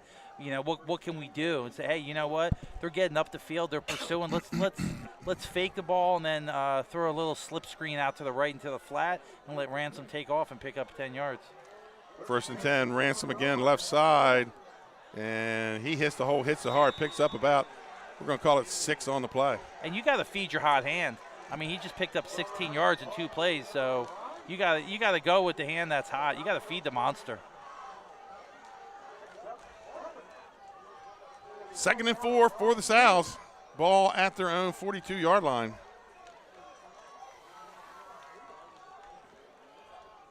Same set. I mean, they got 2 guys split to the near side here. A flanker up top, and they're in the shotgun. They hand it off again. Ransom, he's got plenty of room. Brought down from behind. They're in Sussex Central territory. He picks up another 1st down. So it looks like they're running that off tackle to the weak side again here. That's Ransom 3 plays in a row. He's picked up over 20 yards. Ball at the Central 46. A slip screen and two runs up inside the tackle. Now Curley comes in. He's the thunder to the lightning, I think. Ransom looks to his left.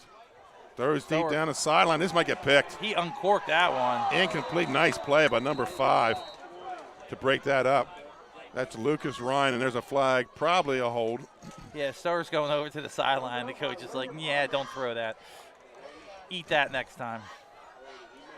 Holding on the Sows.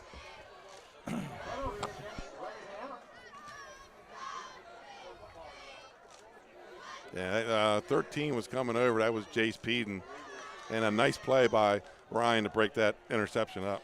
Yeah, you hate to see a penalty like that for Sows. They got a nice drive going. They're riding the hot hand to Ransom, and then they kind of shooting themselves in the foot here with this penalty. It's going to bring up a 1st and 19. Ball goes back to their 41. In the pistol is that's Curley again, Curley 25. Again. He's going to pick up about 2 on the play. Bring up 2nd and call it 17. We're going to call this a passing down, Benny? Passing or some sort of draw, maybe. 2nd and long. You got Curley in the backfield, in the pistol behind Starr. They got trips to the far side. Looks like they're going to blitz their outside linebacker. He gets picked up by Curley. He's got it in the middle of the field. Nice form tackle there. Beautiful tackle by number 1, Patrick Henry. Patrick Henry, let me tell you, he's had a great game coming back from a 3-touchdown game, and he's doing a little everything in this game. Holding that 35-yard pass, had a couple tackles, broke up a couple plays. Pickup of about 12 for the Sows. It's going to bring up a 3rd and 10. The Sows offensive line is starting to control this 3rd quarter, Scott. I mean, they're playing one way. They don't have anybody playing 2-way on the line. Stower takes a snap, rolls his right, looks out, has a man open. That's number 5, Ryan, and he's got a 1st down. I mean, that was a beautiful play. 5 just kind of sat down in that zone, that soft zone, and Stower lobbed it over the linebacker that was dropped in the coverage. He just found that soft spot in the zone. Ball inside the Sussex Central 30. 1st and 10 for the Sows. Sows' best drive of the game.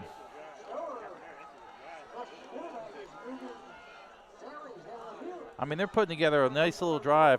Ransom back in the game. See if they feed the beast. Yeah, they're play action. Fake to him, play action. Beautiful pass. Are they going to throw the flag on that? No, they call number 19 with a great catch. That's Hunter Ballant. Beautiful catch. Took a shot and held on to it going out of bounds, Benny. Scott, this has been a hard-hitting game. Hard-hitting game. Ballant shook it off and ran back. Ball down at the 14.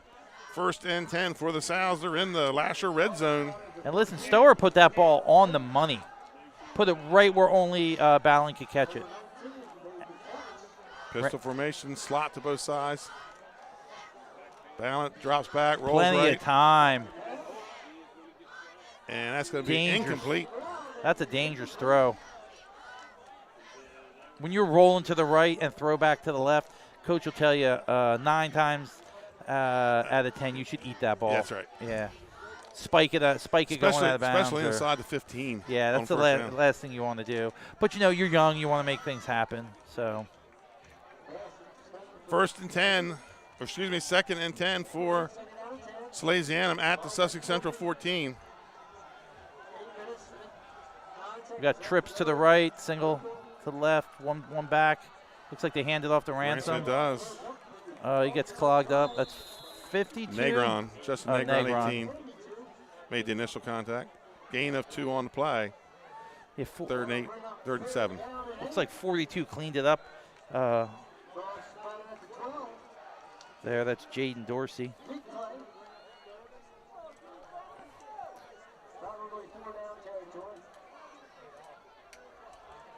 Yeah, 3rd and long. I would call this not 4th down territory, Benny, because you got a good kicker. Right. And you got to get something on the board. Ballin's in motion. Looks like they hand it to Ransom. Runs right behind Ballin. Incomplete pass. Fake man on that one. It's going to bring up 4th down. Let's see if they'll try it from 40 or from be about 32 from here. Yeah, it's 10 for the end zone, 7, right? Or 8. Yeah, we're going to keep the offense on the field.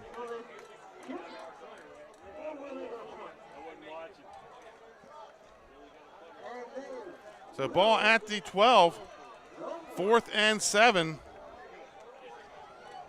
This is a surprise to me. Big drive for the Sows here. They'd like to cap it off with a touchdown. I mean, the percentage is not in your favor when you got the best kicker in the state. Allen takes a snap, drops back, looks over the middle. Incomplete pass. I don't get that decision at all, man. Sussex Central takes over on downs. At all. I mean, take the points. The ball was on the 12. That's a 30-yard field goal. He made a 38 and a 30 last game. In warm-ups, he was kicking from the 35. Right. Then again, though, this is the first real threat they've made into Sussex Central territory. Maybe they might get another opportunity. I mean, 7:17 left in the third quarter. quarter. Third quarter. I hear you. I mean, I am a gambling man, but I like to take the sure thing. 1st and 10 for the Golden Knights. Ball at their own 12-yard line. Man, that's just a missed opportunity for me for Sally's. Well, we're going to circle that. Yeah, Come back late. We're going to have to talk about that again. And the Knights up the middle. Looks like no gain on the play. That was number 22 Long. Correct, 23 Shields on the carry.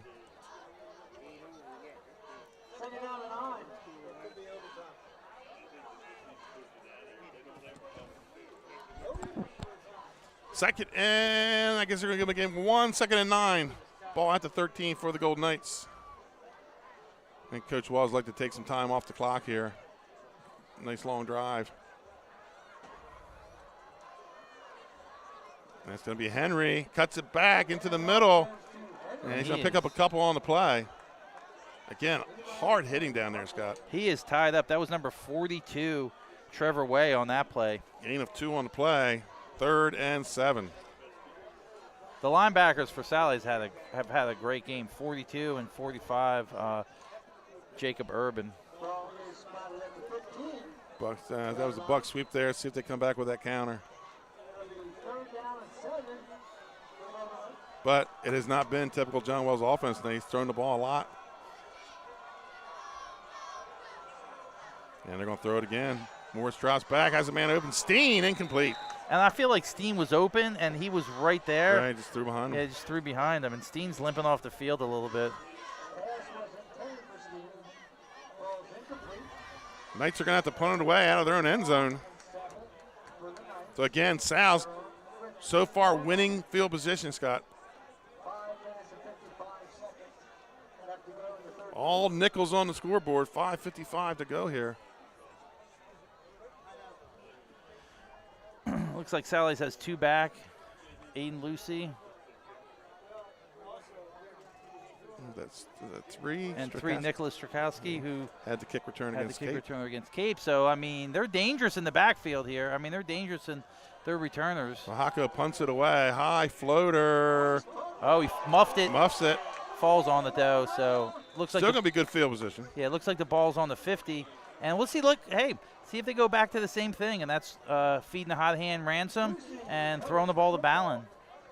So 1st and 10 for the Sows. Ball at the Sussex Central 49. They're going to put it around the 50. 49. I feel like on that last drive they made one small mistake, and that was throwing back against the grain when he was rolling out to the right. So we'll see if he comes back and keeps throwing the ball and feeding the hot hand. So it looks like Curley's in the backfield, Benny. Ransom's not in on this. 2-by-2 on the edges. Pistol formation with Curley this time. Stower in the shotgun. Takes a snap, drops back, looks over to his right, bubble screen. And that's the number 18.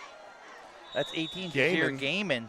He's a freshman. He had a couple drop balls last week against Cape, but they said, hey, we're going to keep throwing to this kid. He's got talent. Going to be close to the 1st down.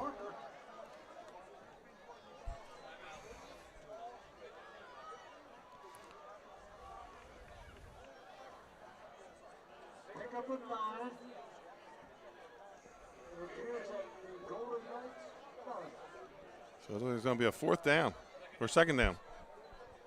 2nd down in inches. Looks like they got Curley in the backfield. With 2nd and 1. Is in the shotgun. Curley hit at the line by Negron, but he drags him a couple yards, and there's going to be a flag on the play. It's usually a holding, That's right? the hold area, yeah. Or a face mask. We're going to say hold.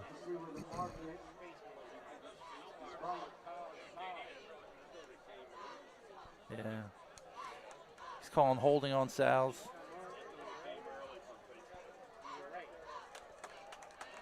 Another killer penalty. Spot foul. So that's going to make it a 2nd and 10. That's a killer, man. So far, tail of 2 halves, Scott. I mean, they pick up the 1st down and then get called for holding on the 2nd effort. Or was it just a little late getting the flag? Flag got stuck in the pocket, maybe. Yeah, there you go. 2nd and 10 for the Sows. Ball at the Central 49-yard line. Curley in the backfield. Nice screen. And you're going to get a personal foul, late hit on the quarterback. That's number 9 on the late hit. First penalty of the game for the Knights. So they're going to give it right back. Right. They'll get the 1st down off the penalty. Screen pass goes for about 7. I mean, great call on the screen pass. I mean, you're matriculating the ball down the field. You're running between the tackles. Come back and slip screen it. It's the first time I think the Central defense has been a little bit, doesn't know what's coming next, Benny. They got them back on their heels a little bit. 1st and 10 for the Sows. Against, back. He's got a man open and complete. That's 18 again. Gaiman pick up of about 6 on the play. Yeah, it's Jazir Gaiman with his 2nd catch of this drive. Actually, that was a really nice catch. That was a slide and catch. Nice possession. And Story threw the ball only where Jazir could catch it. He was the only one that was going to make that play. 2nd and 4. Ball at the 22-yard line of Sussex Central. Looks like Ballin's moving a little slow, but he's on the wing. It has been all Salesianum this 3rd quarter.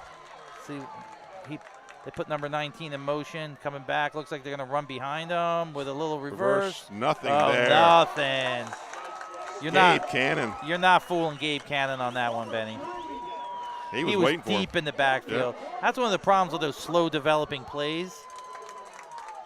The only way those slow developing plays work is if you're throwing screens behind the pursuit.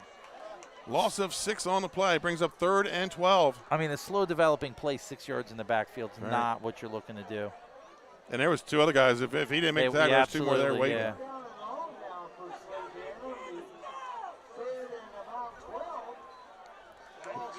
Yeah, so 3rd and 12.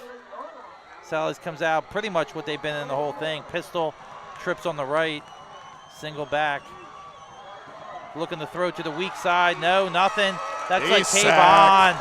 Nice move. Little inside move on the tackle. He stutter stepped and ripped to the inside. Came right across the face. And he's got closing speed. Yeah, and he closed on that one. Big sack for Burdell. And that's right at the right time. That's right when you need a big sack from an all-state caliber player. And we said in the beginning of the pregame show, if you can rush the edge, they're going to find someplace. They're going to find opportunities for you. Montgomery on the punt. Central not putting anybody back again. I think Wells just does not believe. Not going for it. Stay away. And going to be down to about the 7-yard line. Well, the Knights will take over 1st and 10. Scott, Central's got to get something going. Penalties. They got him again on the penalties. So 2:30 left in the 3rd quarter. It's been, like I said, tale of two different halves so far here. Central's their offense dominated statistically the first half. Now the Sal's come out. They've had the ball almost the whole 3rd quarter. I thought Sal's had him on the rope and was going to go for the dagger and score and tie this game up. They decided to get kind of cute with it and run a slow-developing reverse in the backfield, and Gabe Cannon comes up with a big play and puts an end to that. The Quakers of Wilmington Friends lead Delmar 21-6. They're going to have a hard time getting out of Delmar if they beat them. It's going to be a fun bus ride home now. Up the middle, gain of about 2 or 3 on the play. See who the carrier was. That was number 5, Bell again. Bell getting the grunt yards tonight. Absolutely. I want to thank Kristen Mitchell back in the Lewis studio, updating us with the scores.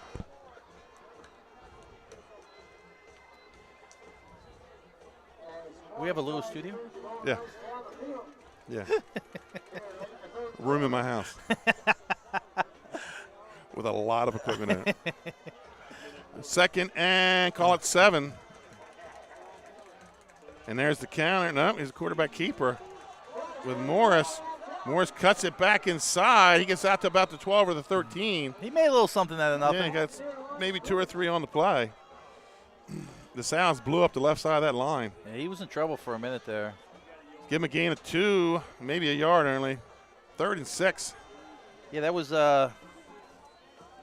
92, Ahmad Foster blowing up the left side of that line over there. Friends kicks a field goal. They're now up 24-6. 7-0 here. It's been that way since midway through the 2nd quarter. So far, Sally's making the halftime adjustment, Scott. Yeah, I mean, 90, Robbie R.J. Johnson. Quarterback draw. He's going to be close and has the first down. That's their first down of the half. Yeah, Johnson in on that one again. He's had a great game, Benny. He's been in on a lot of tackles and he's one of those unsung heroes down there in the trenches making it happen. That's number 90, Robbie R.J. Johnson, only a sophomore. And on another tackle.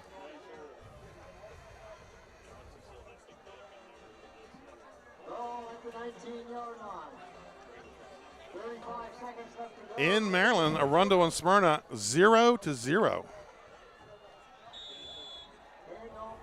That's 42. Trevor Way again on the tackle. And Bell on the carry, give him a long one.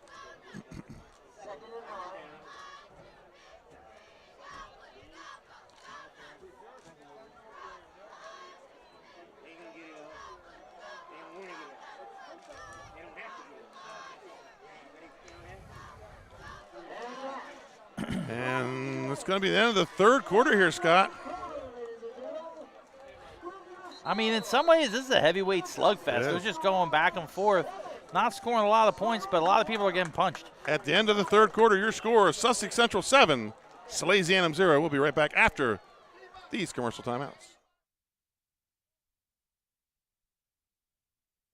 At Ferris Home Improvements, your family's comfort and safety is always our top priority. If you call us for your roofing, windows and doors, siding, decks, kitchen, and bathroom needs, you can expect health-screened craftsmen who wear gloves and face masks and follow minimum 6-foot distancing, virtual conferences to discuss project details, job quotes delivered electronically or brought to your door for your review and approval, and our showrooms in Newark and Rehoboth Beach remain open for limited appointments. We're here together. Operating with precautions. To protect our staff. And our customers. And welcome back, Benny Mitchell, Scott Kammer here. 7-0. Sussex Central leads with the ball in their own territory as we move to the fourth quarter. Scott, they're kind of getting a little something going here, but this is a drive I think they need to get out of. If nothing else, get it out of their territory, kill some clock, and put Sally's on their heels. Yeah, I'm just really still surprised they didn't kick that field goal. Yeah. Am I bitter about the field goal? A little bit. Maybe a little. 2nd and 8 for the Golden Knights. If they can get that, if their front line can get it going, Scott, look for some ground and pound here from Sussex Central.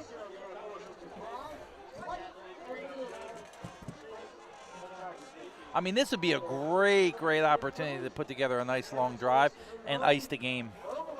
They got the backs to do it, Benny. Right. But Sally's is winning the trenches right now. Going to be a toss to Bell. And he keeps his feet, but he's going to lose yards on the play. Going to lose about 4. It's going to bring up a yeah, that's number 9, Lamar L.J. Smith on the play.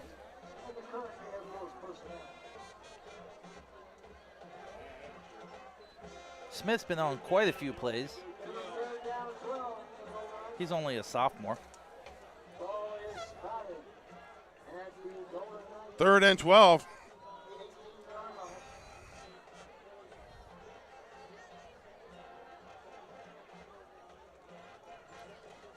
McKean beats Odessa 28-14 up north. What do you think of the Odessa Ducks? I like it. I like their uniforms. And Salesianum's going to take a timeout. Scott, we're going to take one with them. We'll be right back here from Sussex Central.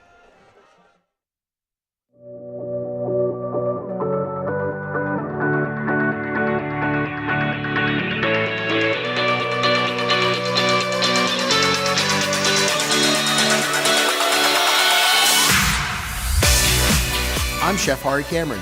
At Grandpa Mac, pasta's our thing. We serve quality food fast that's not fast food. We make everything in-house and serve something for everyone. We're open 7 days a week for lunch and dinner. Follow the noodle to Grandpa Mac. And welcome back to Sussex Central High School. 7-0 is your score here. Update up north in AA football. St. Mark's leads Red Lion 34-0. Wow, that's a big number. So Sally's took the timeout here, Benny. Yes, that's correct. So they're trying to regroup a little bit. It's 3rd and 12. Sally's coaches are probably saying, hey, let's focus up. Let's get a stop here. Let's get the ball back, and we're going to get a drive. You guys do your job. You've been doing it all day, all night. 3rd and 12 for the Golden Knights. And Morris goes to the right side. He is wrapped up by number 90. Totally wrapped up. R.J. Johnson. R.J. Johnson's having a game. He's having a heck of a game, Benny. And he looks the part. Yes. I mean, I was watching him in pregames. He looks like a player and moves like a player. And he's been making plays all night. St. George's leads at Cesar Rodney. It's 27-0 in the 3rd quarter. Yeah, they got Nathaniel Ray. He's a senior. He's on the line. He's had a great game. Robbie R.J. Johnson, number 90, and 92, Ahmad Foster, also on the outside. 4th and 16. Fahaka will punt it away.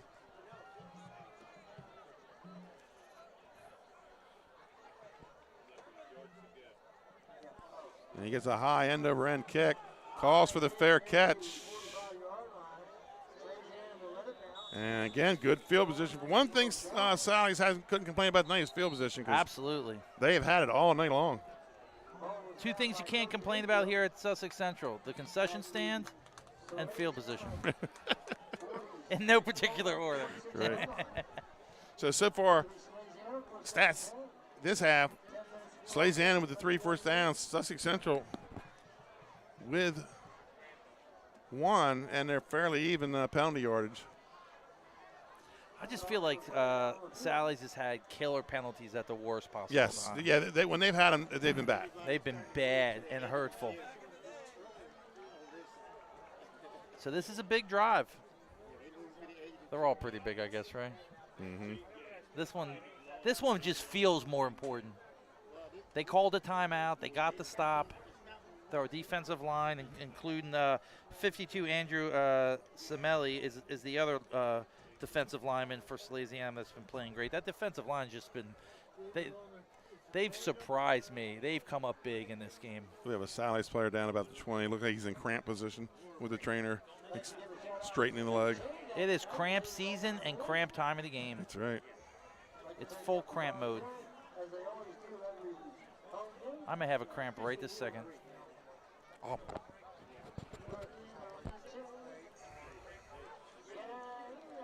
So that's number 89, Nathaniel Wright, up and walking under his own power. Yeah, and he's had a great game on the defensive line. He's been hustling and making motor plays all game. Those guys, to me, the defensive line has been the pest of the game. Yeah. And by pest, we're saying a good thing, right? That's correct. Yeah, that's right. That's correct. Pest is They've a good been thing. They've been the pest of the game for Mike Tack. Jim, his Jim's. brother. Sorry. We're missing Jim this year. Yeah. Get well, buddy. I'm filling in for him. That's right. Here we go. 1st and 10, and we have a whistle. All that time, we're not ready yet. I hope they call 2 plays. All right, so you got Ransom in the background, in the backfield, single back. And off to Ransom. Hits that hole quick. Oh.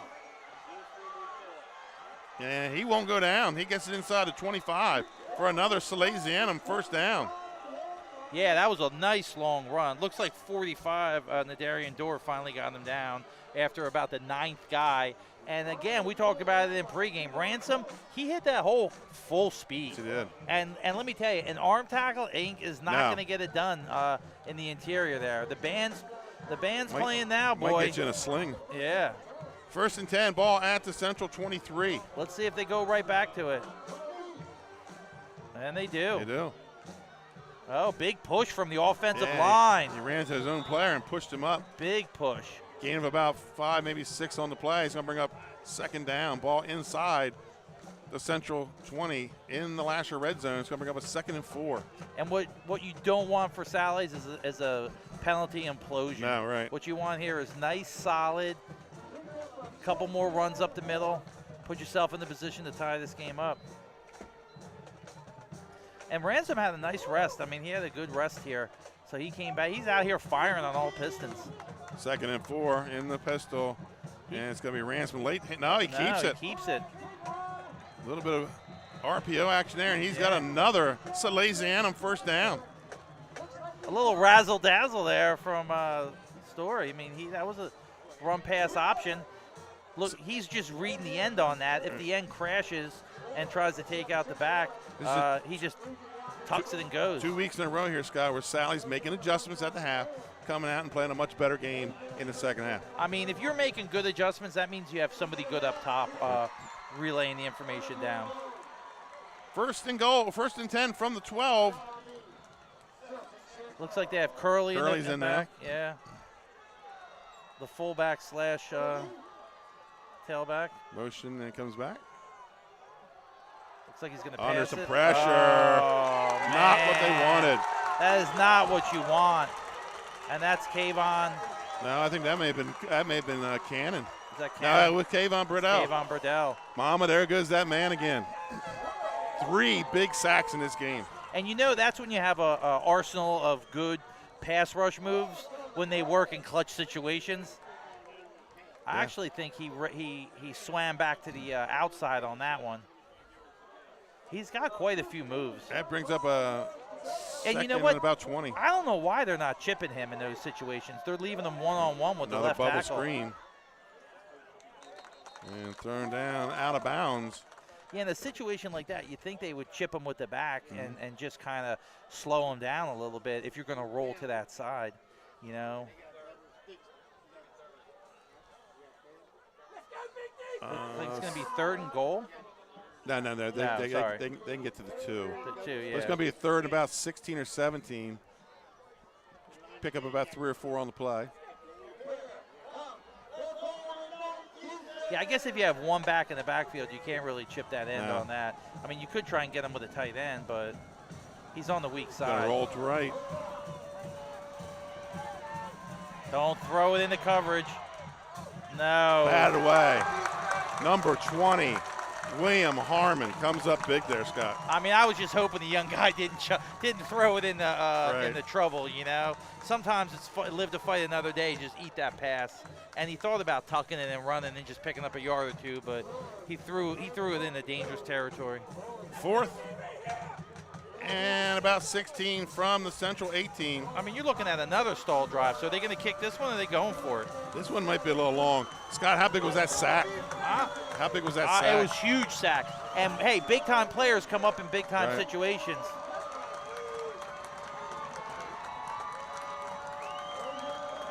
All balls on the ground.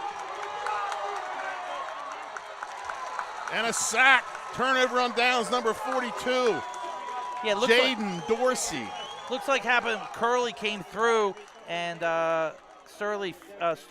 Ryan faked it to him, but it looks like it got caught up and hit the turf. Sussex Central dodges a bullet, Scott. 7:28 to play here in the game. They lead by 7. They take over 1st and 10. 2 huge sacks on that drive. Unbelievable. I would say the first one was a legitimate defensive end beat the guy. It was not a cover sack. That, the ball got mixed up in the fake, and the quarterback picked it up, and he almost walked away from it. He really did. I mean,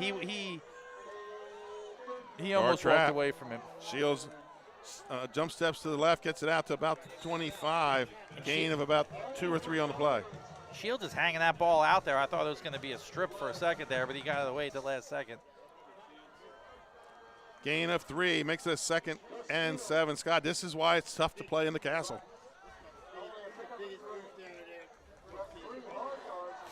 Looks like they're rotating in some defensive linemen. Thomas Medico is coming in, number 79. Ball at the 26. Morris under center. He jumped. He's going to get the play on it. Long gain of about 1, but that's going to be a penalty on the Sows. Yeah, it looks like the right defensive tackle jumped on that the hard one. count. On the hard count, yeah.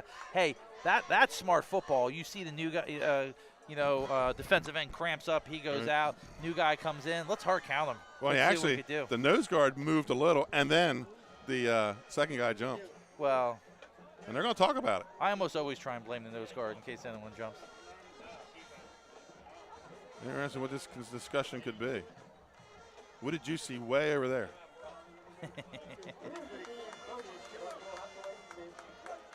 Oh, they're waving off the flag. Wow. All right. Well, now where are they going to put the ball? Because he had a gain on the play. Yeah, he had a gain of 2. That's where they're going to spot. They're not going to get it. Yeah. 3rd and 7. Well, put that on the list of things to be explained later. Right. I'm not sure what happened there. I mean, the near side line judge called it. And I mean, he jumped. I mean, he was in the neutral zone on the snap. 3rd and 7. Hand off to Bell. Oh, runs through the tackle. I don't think he has enough for the first down. Bell ran through an arm tackle right there and had to be stopped by a safety after a pretty good gain. That's what happens when you run downhill. Good things happen. Right, 4th and 2. I think the Knights are going to go for it. No, here comes the punt team. No, they're sending in the punt team. probably going to let the clock run down first. That's what I was thinking. Might as well.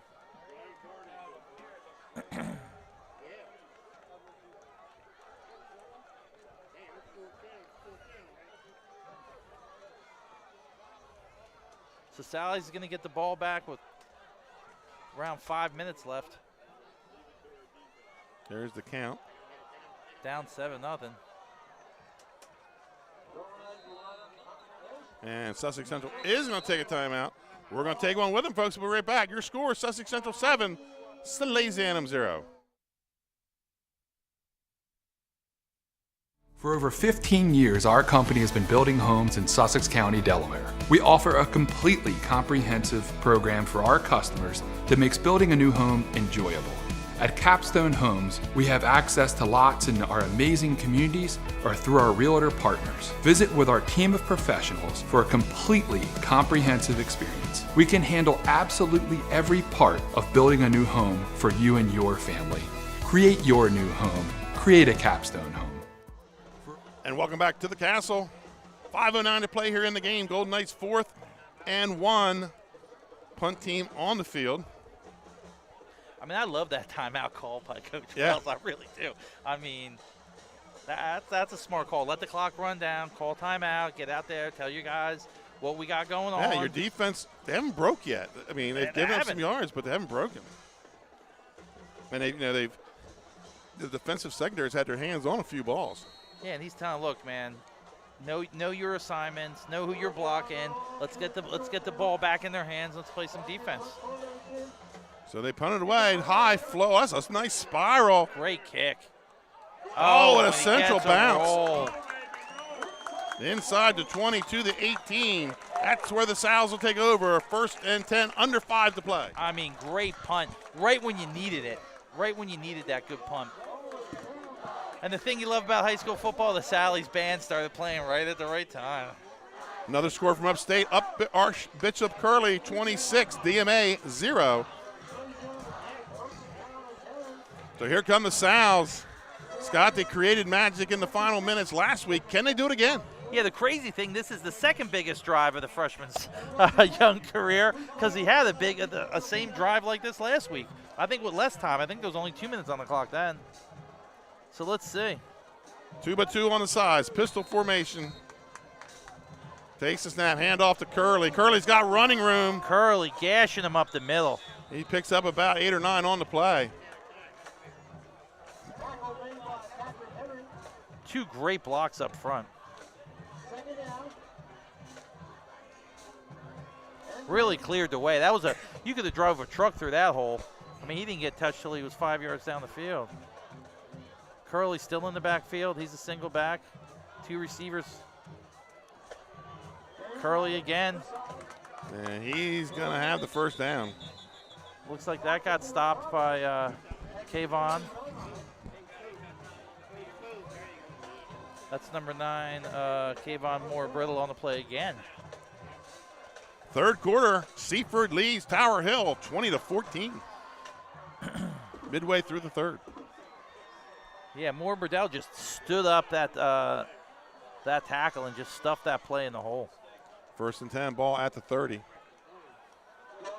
Starr takes the snap, throws out to his right, but his knee's on the ground. Maybe 2 on the play.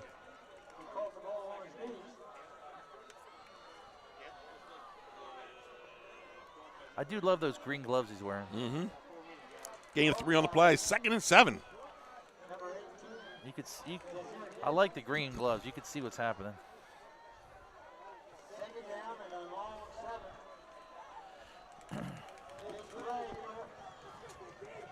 Pistol formation for Starr. Toss out to the right to Curley. Yeah, pitches it to Curley. Oh, close the gap. That. Gonna pick up about 4. That was Shields. Yeah, 22 and 23 on the play. Shields and Long. Yeah, Long played that beautifully. I mean, he came up and really just stuffed that. 3rd and 7. Because Curley had a little bit of room on the outside, and Long just came up and took away the outside. Took the edge away from him. Yeah. 3rd and 7 for the Sals. Ball across to the their own 7-yard line. If you can take away the outside contain and turn them into your friends, you're doing something. Right. There's Ransom up the middle. And he's going to be short of the first down. Close, but short. Looks like he fell forward, Benny. They're going to spot him right at the 40. This might be a measurement. Yeah, they're going to measure. Nope, we're going to call it first down. Another first down for the Sows. Man, that was pretty close. 7 first downs in this half. That was by the nose of the football. Upon further review. Sir. Press box announcer here, Tommy Marvel. Yeah, that was awesome. 2-by-2 on the edges. In the pistol, takes the snap, looks to his left. Throws one down the sideline. Oh, broken up by Steen. And 18 is down. That's Gaiman. And Steen closed the gap on that because he was open for a second. Stower floated it a little bit. Both of them hands up trying to make a play, and they just – I think he may have been injured landing more than anything. I think he was. I think he landed hard. But that ball was floated up there a little bit. Got some air under it. Scott Wise down. We're going to take a quick commercial timeout and be back with some more high school football on Delaware Live, powered by 302 Sports. Hi, I'm Scott Kammerer from Sodell Concepts. Today we're at Thompson Island Brewing Company in Rehoboth Beach, Delaware. Come check us out. Located in the Rehoboth Gateway next to Blue Coast Rehoboth, Thompson Island will follow the Sodell tradition of serving beautiful, simple food that will pair perfectly with our fresh homemade beer.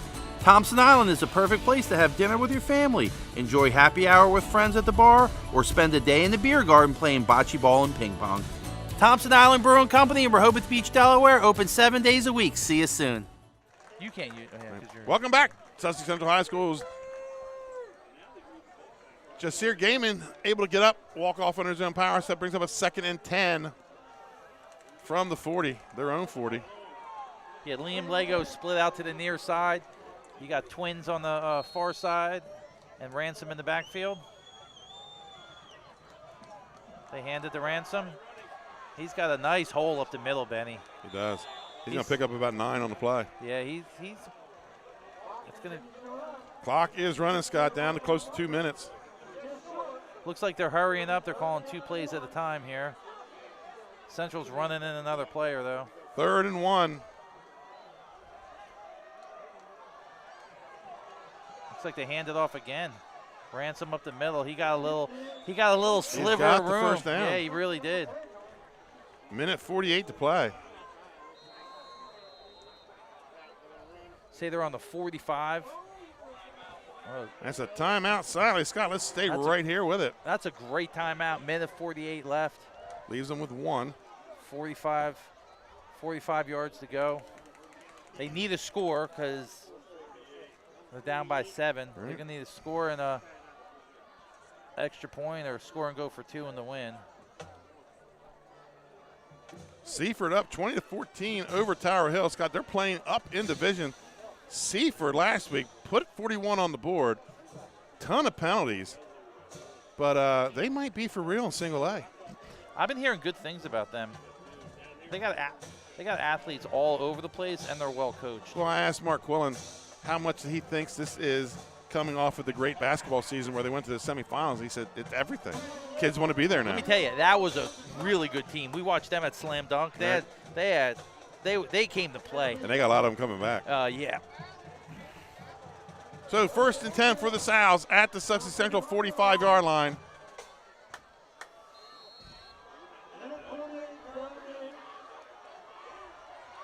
Looks like they got 3 down linemen still.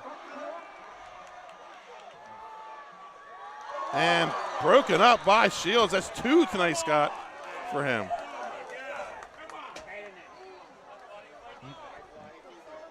Nearly intercepted. Yeah, that's 2. He's just not been able to haul in. Well, that one he was falling backwards. Linebackers, you right. know. You're in the game to hit people sometimes. If you could catch a pass here or there, you're doing all right, you know. 2nd and 10 at the 45. Sussex Central leads 7-0, minute 43 to play in the game. Starr looks to his left, And incomplete, broken up by 22, Andrew Long. Andrew Long's had a heck of a game. He's letting the sideline know about it, too. He broke that play up. Let him know he's here. Yeah, he's letting them know. Downstate, baby. All right. Minute 34 to go, third down. This is a crucial 3rd and 10.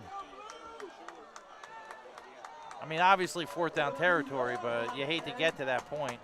St. Mark's gets to the running clock. They lead 41-0 over Red Lion. I mean, they have not mixed their sets up, offensive sets up much. Starr drops back. There's that screen again, and he falls down. And a flag on the play. I think that's going to be a hold.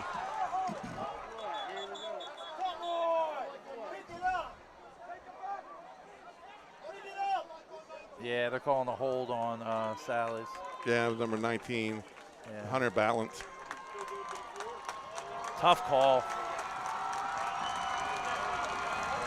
Sussex Central's feeling it now. They're going to decline the penalty. 4th and 10.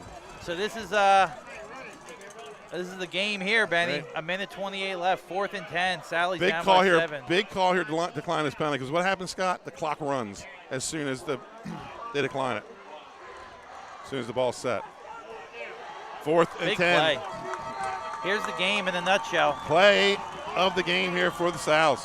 So it's 4th and 10. Throws one down the right side, up in the air. Batted down. Sussex Central takes over on downs. Sussex Central had 5 guys back there on that play. Minute 2 to play.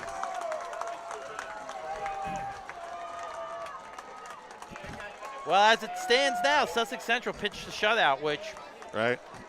I mean, that's not really something we saw coming. We talked about the keys of the game, and defense was one of them. Right. But we did not see him pitching a shutout. Now, I thought we were going to be looking at maybe a 2-score game, but more in the 28-14 version, maybe a 24-14, but not tonight. Sal's does still have a timeout. Sussex Central leads 7-0. 1st and 10 at their own 45. I just feel like Sal's just couldn't get anything really going, and every time they did, they got hurt by penalties. I think not taking that field goal was a big move, and then getting hurt by penalties. Looks like victory formation. Looks like they're going to take a knee here. Run the and clock the out. Sows immediately call a timeout, and that's their last one. Sussex Central crowd is loud. I mean, that's a big win for Sussex Central. I think this game we thought was going to go a long way to tell us what's going on in 3A. So what's that tell you kind of about Cape's loss, their last-minute loss to Salesianum? Well, I think it's going to tell you that next Saturday is going to be a decent game with Salesianum or with Cape on the road with William Penn.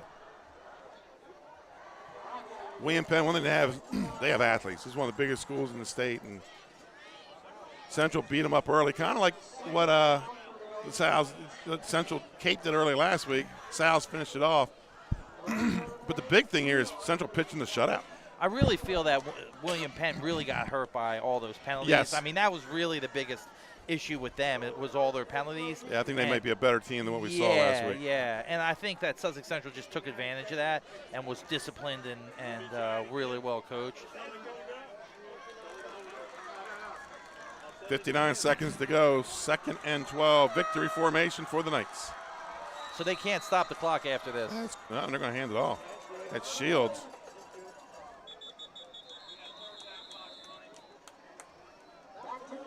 Oh, I'm sorry. I thought they were out of timeouts. They are not. So it's 53. So they'll get the ball back if they don't get the first down. Right. 53 seconds left. No timeouts left for the Sows.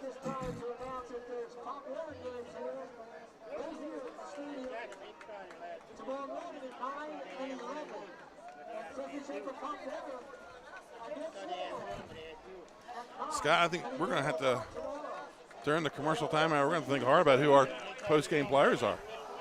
There's a lot of candidates. I mean, there's a lot on the line for this, Benny. Is there a pizza involved, or is there not a pizza involved? No, that would be. It's more of a ceremonial. That would violate the your amateur.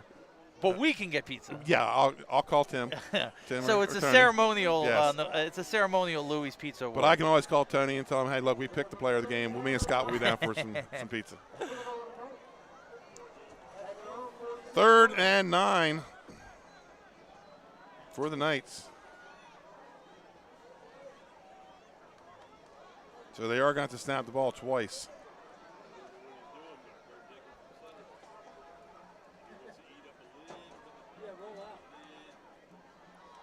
Morris on the keeper. Keeps his feet. First down. And that should be the end of it there. Looks like there's a penalty, though. I'm going to say hold against Central. So that's going to make it a 3rd and 19. They're going to bring it back, 3rd and 19. 44 seconds left.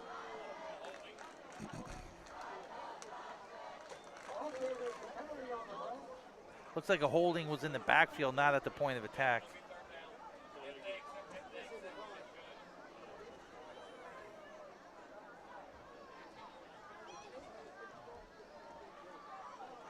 And now we're going to have another cut. Last time they did this, they waved the flag off. He's going to decline it, it looks like.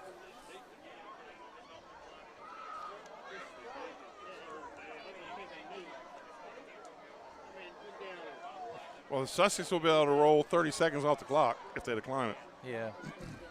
And they're a yard from a first down.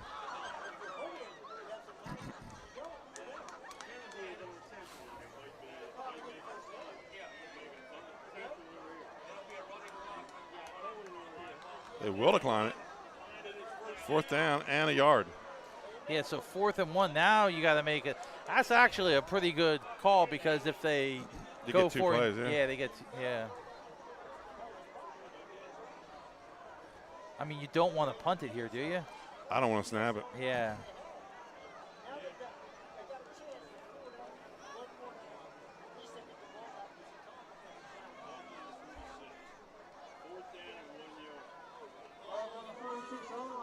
So the clock should be running on the play whistle. But they're not running the clock here.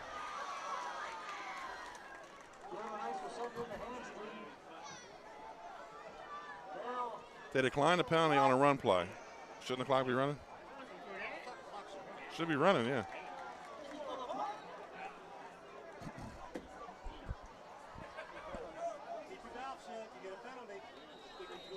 And John Wells is going to take a timeout now.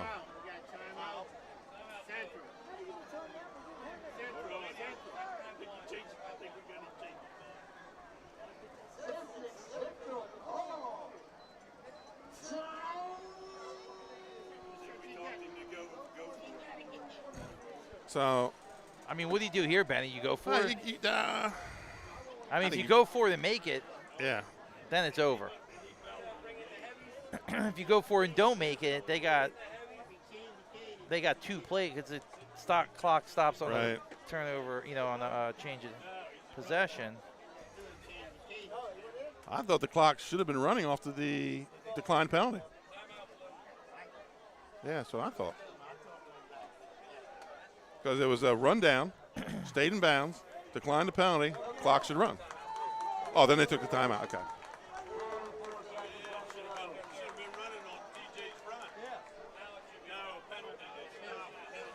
Yeah, I thought when they declined it, he should play blow the whistle yeah. start. But maybe Wells called the timeout right away to stop it. But I don't know why he wanted to stop it. Yeah, a little confused there.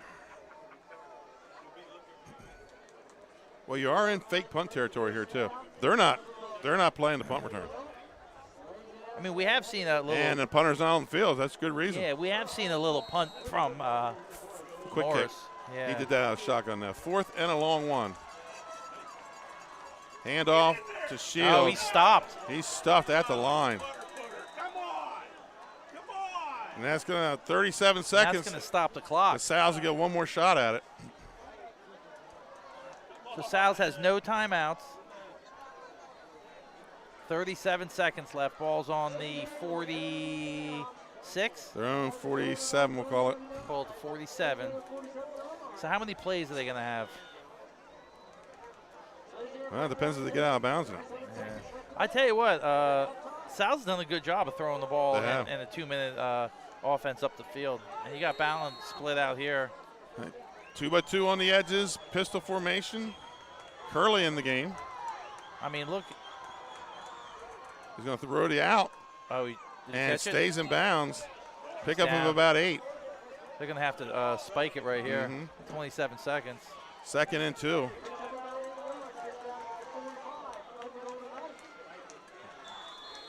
So he's got 19 seconds. They're on the 40. They're on 45, or the Central 45. I think you're going to have to try and do one more out. Yeah, up, spike but it, you got to get out of bounds. Yeah. I don't think his last bomb he threw was only about 40 yards, so he's going to be short of the end zone here. So I think that's why you got to get one more play, pick up 9 or 10. But you're going to have to get out of bounds. And make it like a 35. I mean, 19 seconds is tough to get up to the line and spike it, but you could be done. Trips to the near side. We'll see if Ryan Starr has it in him for another big comeback. Nice throw. Throws the out pattern to balance. I mean, that's calm under pressure for a freshman. You got to give the kid credit for that one. Absolutely. 13 seconds left. He gets out of bounds. So probably two plays here if you can get out of bounds. Or do you throw the end zone twice? You know what? After that, I mean, 33 into the end zone. He's got the arm for that. He's throwing 40 yards. 1st and 10 for Sally's. 3-step drop, steps up, throws down the sideline. He's got a guy. Oh. Incomplete. Great coverage by 22, Andrew Long. Or was that 20? Yeah, it's 22 Long. I mean, he stayed right in front. He was right in front. That's some big time coverage right there, and that ball was thrown well. 6 seconds to play in the game. One play here. This is the play of the game. Coming down to the wire, Benny. Really, it's what we want for the game of the week. It's what we want for the game of the week. Everyone's getting their money's worth here tonight. Here's a snap. Drops back. Looks down the middle of the field. Throws it up high. And tipped. Intercepted by Steen. Runs out of bounds, and that's your ball game. Sussex Central 7.